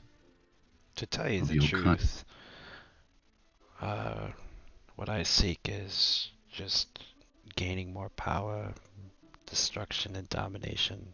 I don't care about anything else. I'm only interested in how much I can dance in the battle of hell when it's all over.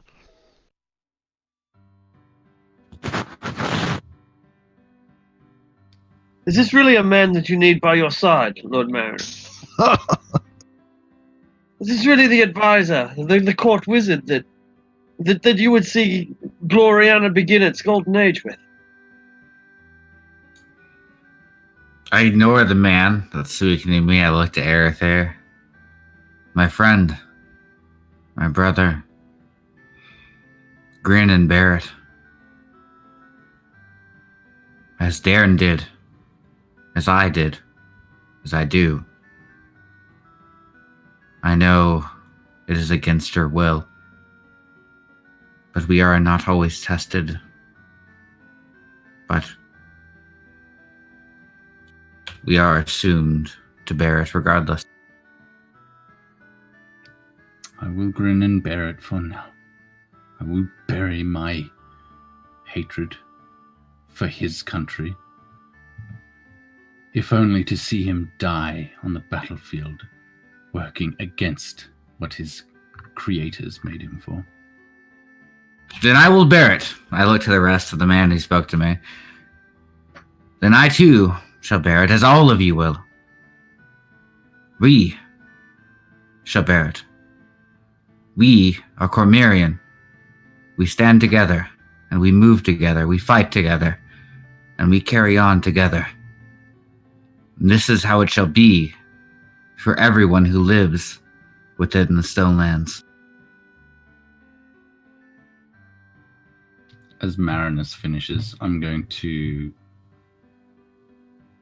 plant 2 arrows into one of the zombies that Orin raised.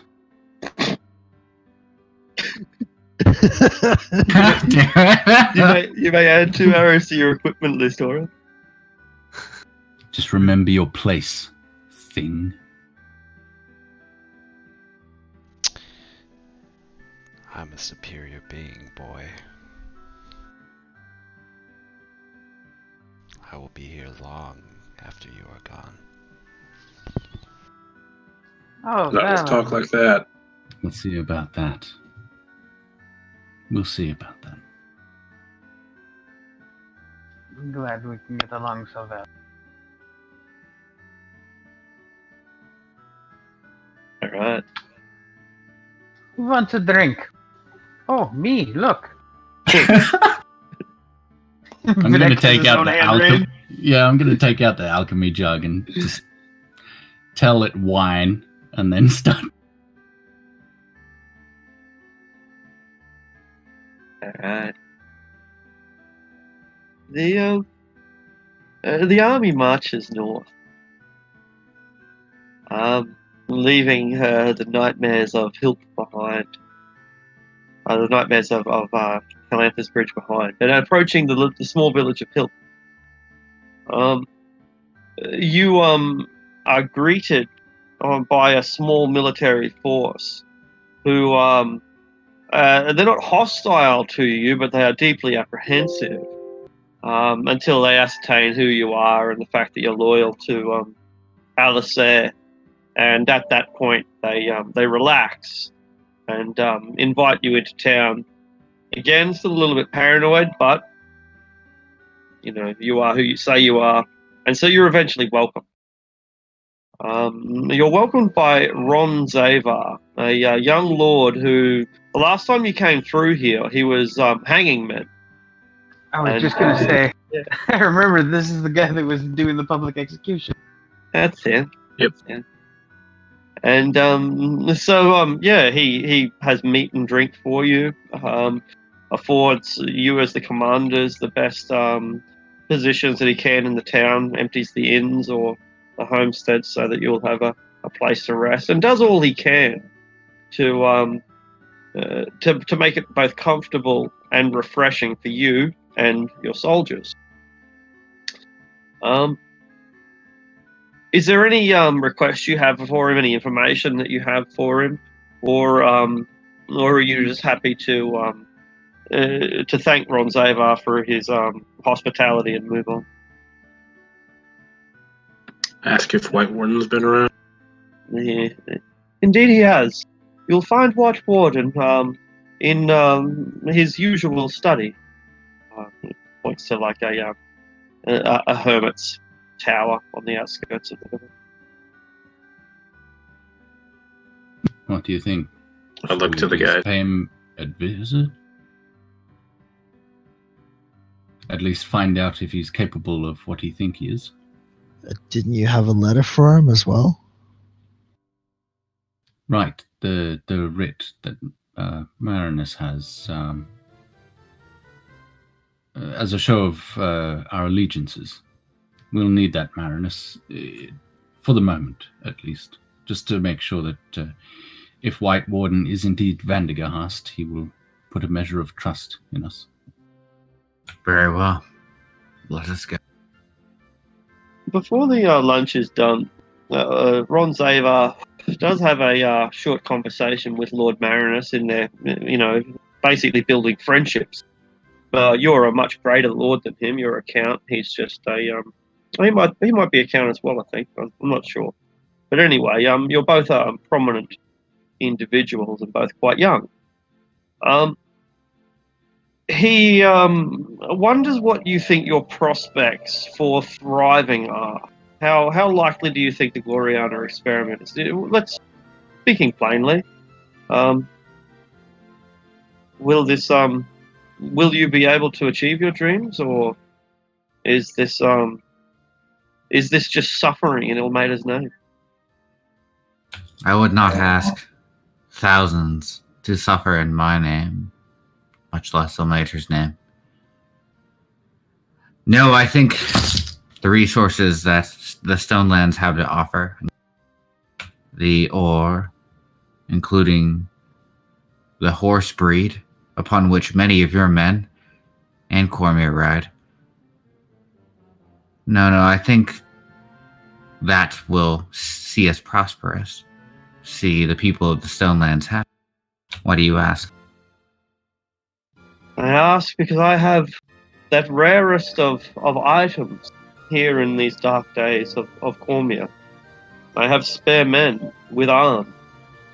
They have come down from the hills. They are not my people per se, but they are. But they have always traded with this region, with the town of Hill. Hardy folk, frontiers people who've never really participated much in the feudal way of life. But 100 of these hillmen are willing to come along with you. They've emerged from the forest, and there is no work for them here in Hill. They do not wish to stand guard or to take an oath as a soldier. These prospects do not seem to appeal to them, but they are willing to travel north to join you on the frontier.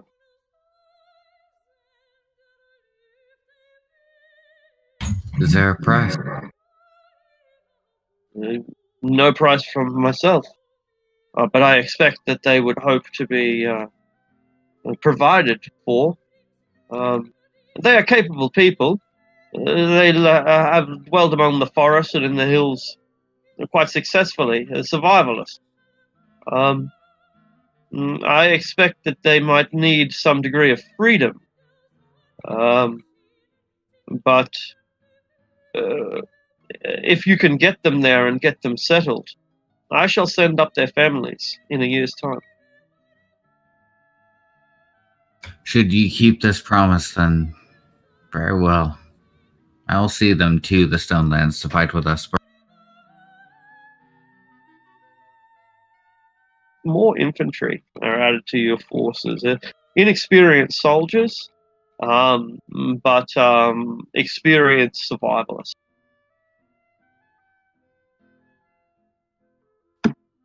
And then, so you've met with the Lord, you've got your accommodations. You know where White Warden can be found.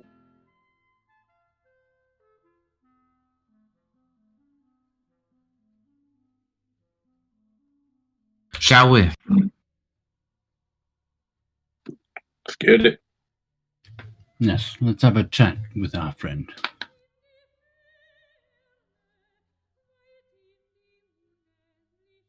You're meeting inside the tower in a kind of parlor A simple and spacious affair, with good furnishings, but nothing opulent or extravagant. The flag of Cormier is hanging over the fireplace, and your host is silent, but he is gesturing towards meals that you don't need after just eating, and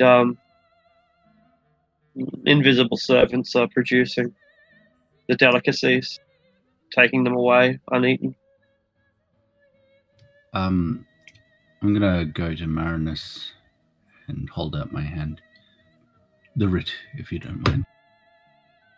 I'll produce it. I'll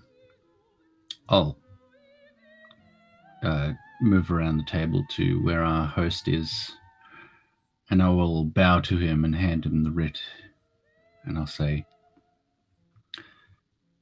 "This should prove our allegiance. Alistair sends her regards, Sir Vandergast." The White Warden removes his mask, and you see the face of an old man with a stout but thick white beard. The resemblance to Elminster is immediate, but then again, it's only takes half a second to see the obvious differences. Elminster's eyes twinkle, and his mouth is usually turned up to one corner in a knowing, mischievous smile. But Vandergast is quite stern. His furrowed brow has left deep ravines in his forehead, and his nose and mouth twitch as if he's ready to spit an insult.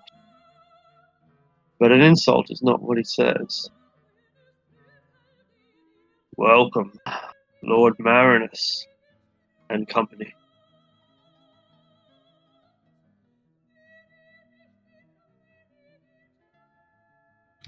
Thank you for seeing us this day. I'm sure you and Lord Marinus have a lot to discuss, and we have questions of our own.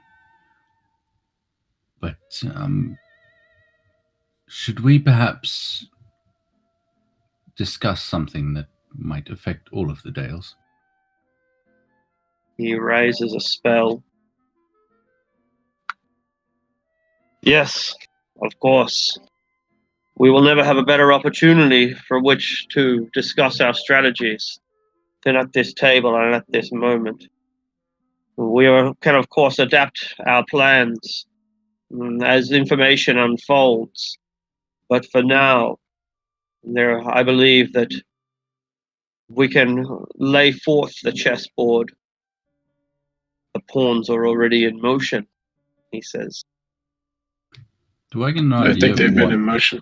I think they've been in motion for a while. Aye, and then they've made it all the way to the other side and become bishops and queens, he says. Like, with the... Is that how chess works? I don't know. Do I get an idea of what spell he cast before talking? Some custom-made spell that prevents scrying. Okay. There we go. That's Now, a wizard. Yeah, prepared. Kind of Custom spell. silence. Now, you understand what Marinus's charge is, why he has brought so many men north. I understand? Yes, the Stonelands has never been tamed, despite wise Azun's edicts that it should be. If only men and their greedy hearts had not turned on each other in his tragedy, then your goal would be so much easier. Well, the reason we've come to see you is we've learnt from your identity, from a Duke of Whispers, that was situated in Westgate. Whether this is news to you or not, I don't know. But what's important here is that the information we believe that we've garnered is true. Xantil Keep, the Zentarum itself, seek to invade the Dalelands as soon as summer sets in. Marinus's quest to retake the Stonelands and fortify the borders is tantamount to withhold this invasion from reaching Cormia. But I believe that the best hope for the Dalelands and the region itself is Elminster himself. But as you know, Elminster has gone missing. He's trapped in the Hells. And we mean to go and rescue him. Pray that the Zentarum do not make it so far south as Gloriana.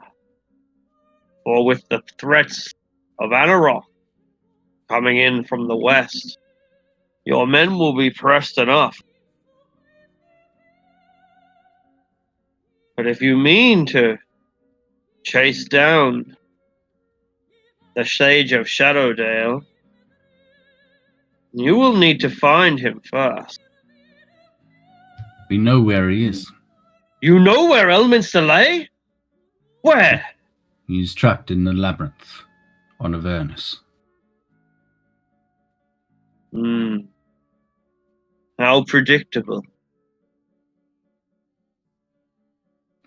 But they're going to move him soon.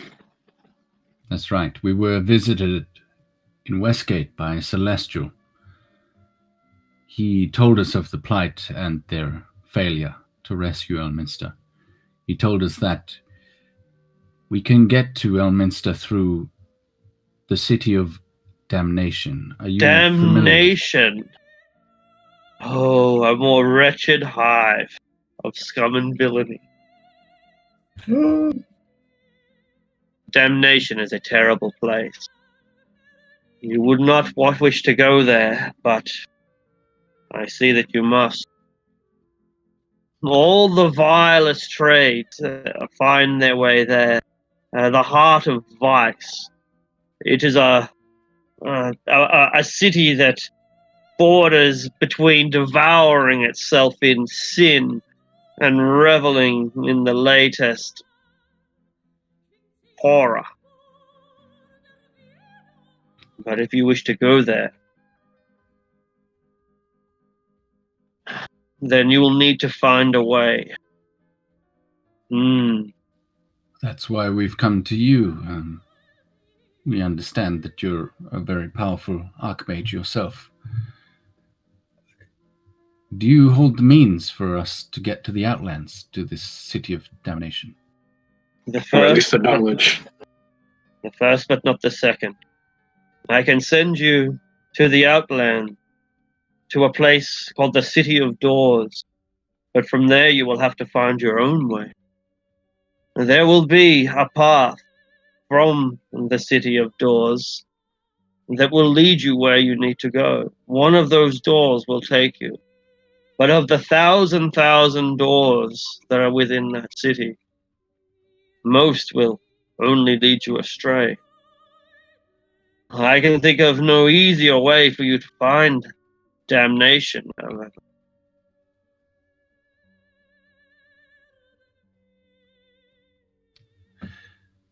It's something. It's more than we had before. But I think that if you can send us there, then we should take the opportunity. That does leave Marinus here on his own, though. I know you have men at your side, Marinus, but you have to understand that Elminster is our greatest hope. We need to take this chance. Finding Elminster won't only help the Dales, it'll help the buffer between the Dales and Glory. Then what would you suggest? I suggest we fight on two fronts here. You take your men to Gloriana, you secure the borders, and we retrieve Elminster, and once we have him back here, we make a concerted effort together with your troops and whatever men we can muster in the Dales, and we march on the citadel of the Raven and cut off the snake at its head. Before deciding something like that, what's the likelihood of you being able to make more games? So me make more games, as time wise. Yeah, like how's your schedule gonna work out? So I've weaseled my way to send off Marinus. Pretty close to management. I can get off Fridays if I want to. It'll be. I work Saturdays, so that's not too bad. Y'all's new time that y'all do it. That's not bad. I can kind of make most times. Why do you want me to bring Marinus with? I mean, Marinus is set for, I don't know, Gloriana. I feel like I would really have to like pull him off of it. No, I think we were all under the impression that Marinus would continue on to Gloriana, and that would sort of be yeah, that our was explanation for why you can't make games anymore. Or that was the impression while he was going to be an NPC. I'm just asking in case Cam can keep playing and wants to keep playing with the character. I could make some schmuck character if I need to. That's not a problem. I got plenty of bullshit. Yeah, I don't want to force you to do anything, but I think the Marinus storyline can sort of take on its own path right now, and we can I nearly revisit it. I almost pulled out my credit card last night. I just didn't. I was just too fucking lazy, and it was too late. But I was that close. If it had been right beside me, I would have done it. I was going to buy the professional version of Incarnate, and the main reason I'm getting Incarnate, which is a map making program, the main reason I'm getting it is so that I can make Gloriana. So whether or not we even use it, like that's not. I was going to say that's irrelevant. It's not. It's not obviously not irrelevant because that's why I'm doing it. But on the other hand, even if we don't ever intend to role play Gloriana, or even if we only want it as a, as a concept, then yeah, that's right. Then I still want to have a map. And so I'll be doing that when I get time. I guess the choice is yours, Marinus. What you want to do? If you can make further games, do you want to come as Marinus or do you want to come as a new character? And if you can't make further games, then I guess Marinus' story will sort of just keep going on in the background here. We'll switch back at some point too, right? Absolutely. Maybe a point where Marinus can jump back in. Yeah, so it's off and on. For the next 6 months or so, I'm off and on, kind of just, I'm joining the police academy, so hopefully. Cool. We'll see, it's kind of yeah. But yeah, I think Marinus definitely will. I mean, he's meant for Gloriana. I think he has some choices to make as far as Ilmater versus, depending on what happens, versus, other, I guess, selections or whatever. But that's, that's far beyond. You turn all your paladins to Leviathan. Nah, man, that Dark Lady shit was cool. I don't know. I said no. Oh, you weren't here for that either. We found the Dark Lady, didn't we? You found her? The fuck? You murdered or at her. least the same token was used, at least. You killed her, you bastard. Yeah, she was she was the priestess of Shar that was doing the wedding for Don Kimura and Dante. No choice now. I have to follow her. But yeah, even if I join in randomly and it doesn't make sense for fucking Marinus to be there, I'll make some shit up. I have a lot of. I would be excited if I was in your position as a player, because if we're heading to the City of Doors, you can literally roll up. Dude, I was about to say, quit's job just to come here and play Sigil, dude. I love it. I really do. Great idea. This could be my opportunity to bring in Dick Duff. I was just. Has an erection from that fungi that he. Oh, so many of you don't know what we're That talking. was the best fucking Nope. character ever. This was the one shot I ran in Sigil. Fucking Canadian. All right. Your hockey player. Yeah, Like- yeah, my Canadian hockey player. Pure I had stereotypical so Canadian. much fun fucking playing that guy.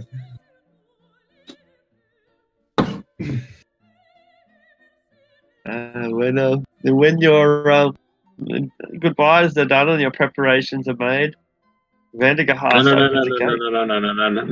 No. Uh-huh. What about the boy? That's He's not going to Brotor hell. asking, right? Is he alive? He's Is he not alive? going to hell. Is he alive? Like Is he safe? Michael. No. No, the boy king. Oh, right. Brotor, all the Stop- patriotism. Don't and all play that. with us. No, I'm not playing. I thought we were talking. I thought we were still out of character. I didn't realize. Oh, no. I could see just Vandergast doing that though. Like, what are you talking about? What boy? Michael? Michael, this boy. Don't play with us, old man. Azun 5 will reign for a long time if he is kept safe.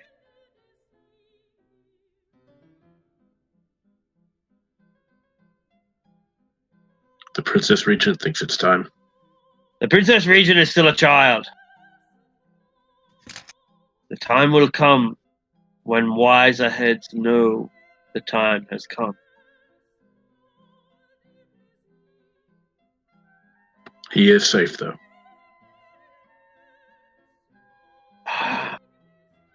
He sighs. Your people have always sought sanctuary in the Stormhorns. They are wise.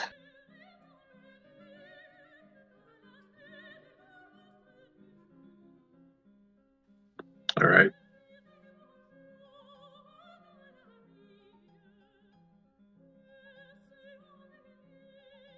I'll leave it at that. It is as far away as from Sembia as Cormia can be.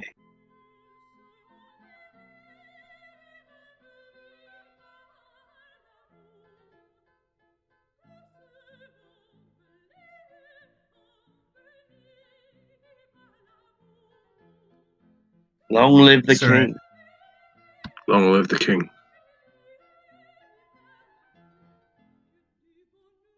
Is saying something, sorry? Oh, sorry. I had something. I drank some fucking water the wrong way, so I was having. Oh, like, a no cough. worries. Didn't do that. thing that happened. Alright. It's the same Wow. thing as a Sembian talking anyway. Vendigast opens up a gate, and on the other side, as it slowly takes into shape, you see a city unlike anything you've ever seen before. The sky is polluted, and you can't see what's beyond, but the ground seems to slope as if curving in on itself, like the inside of a donut. And the architecture is bizarre. Great towering buildings alongside ramshackle hovels and forges alongside folk that are selling fruits and wheat and grain from some regional farm. But as strange as the architecture is, that can't compare with the occupants, the people, the citizens. You must all be used to human-dominated society, whether you were raised among dwarves or half-elves or anything else. Everything that you've ever known has been a world belonging to humans. But this city that you're looking at, the humans would be 1 in 4 people at the very best. There are centaurs with strange curling horns coming out of their heads. There are thin reptiles that have the ears of elves. It looks like an angel currently having a heated debate with a great fiery fiend of red skin and wings and fangs. This realm is like nothing you've ever seen before. Well, I think this is where we say our goodbyes, Marinus. This is it, huh? With any luck, we'll come back with Elminster and we'll meet up again and see an end to all of this.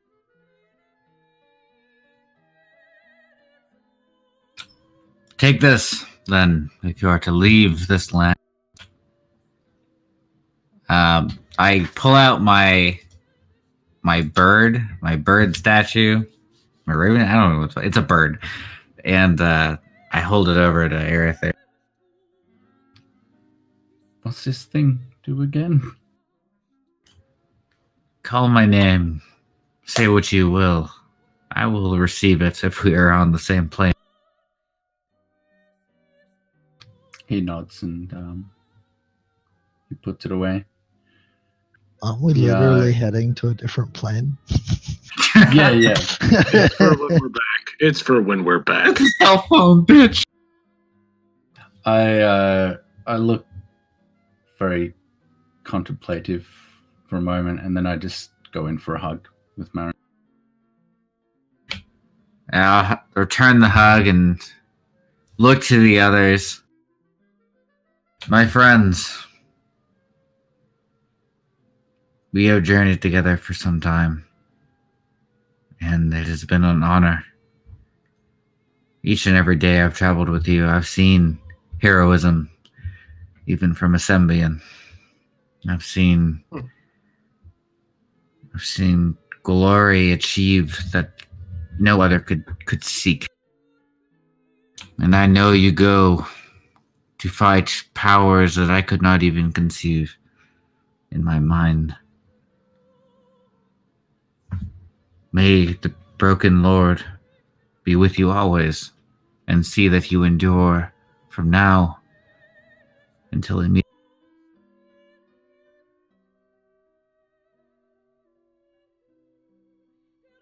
Asteria would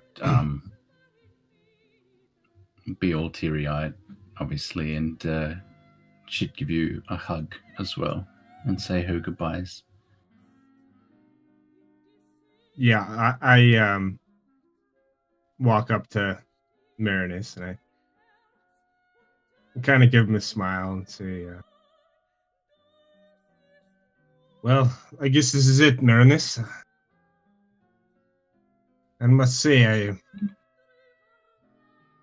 going to miss your stubborn, Cormyrean, annoying ways. Don't worry, you'll have plenty of that with me.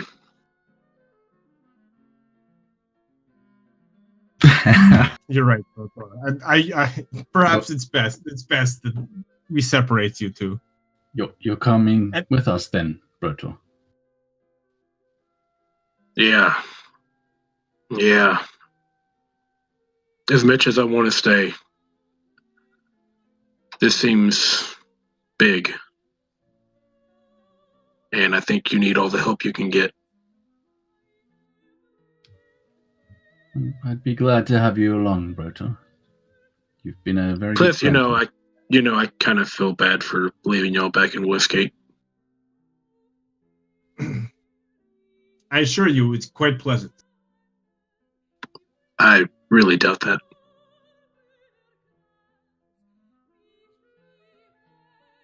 But yeah, I'll be with y'all. If you'll have me, of course. Of course. I would have no one else by my side.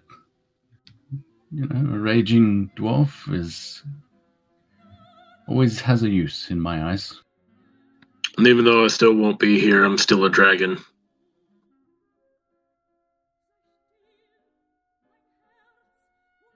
And You Meredith, carry. Yes. look after my sister. Keep an eye on her. I would advise you to listen to her. She's a smart young woman. She has the same blood as I. She's quite wily. She could be useful to you. On a rare occasion would I listen to the will and the advice of a Sembian. But for you, I will make the exception. Thank you, my friend. Stay safe. And I clasp his hand.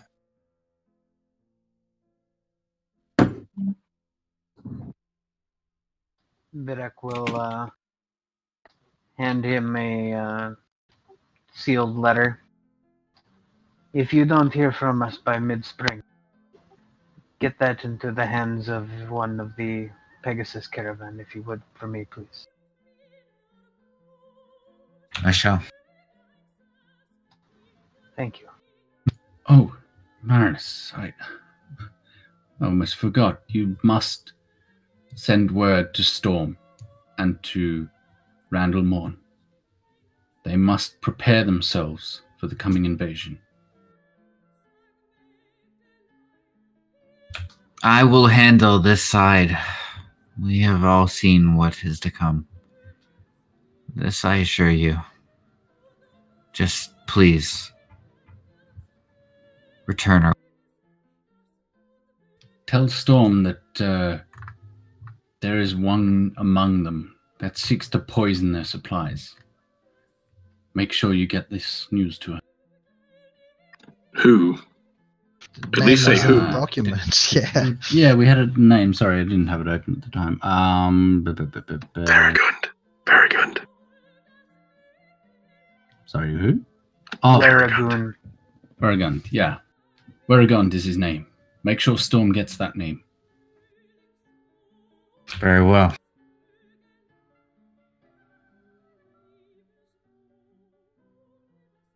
You know, we never really had a group name. The Companions of Dante Mora. I don't know think about you, so. but I've always been a member of the Blades of The what? Blades of Morn.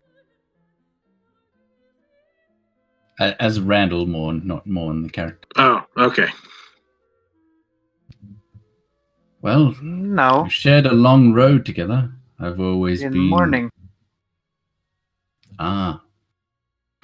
I've always thought, the Companions of the Long Road sounded good, but... Well, I'm sure that's something we can decide later on. Didn't we say that so long ago? Yes, I think at the time we were looking for a name for ourselves because of what we were doing. But now that we have actually shared a long road, it seems more fitting than ever. And what are we trying to do now? Seems like we're trying to save the world. Does feel like that.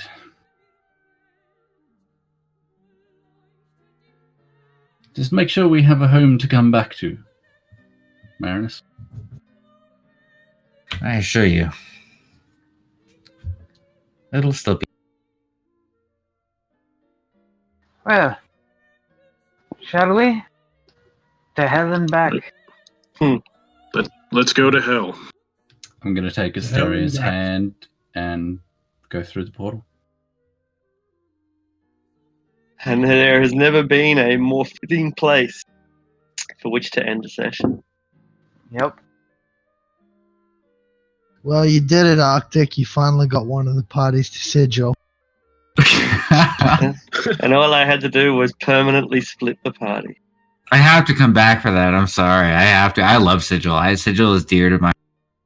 I don't know. Something's gonna happen. Welcome back. He's been dropping all kinds of hints on us, like, "Oh, this is how you can get the sigil in our level 5 Waterdeep campaign."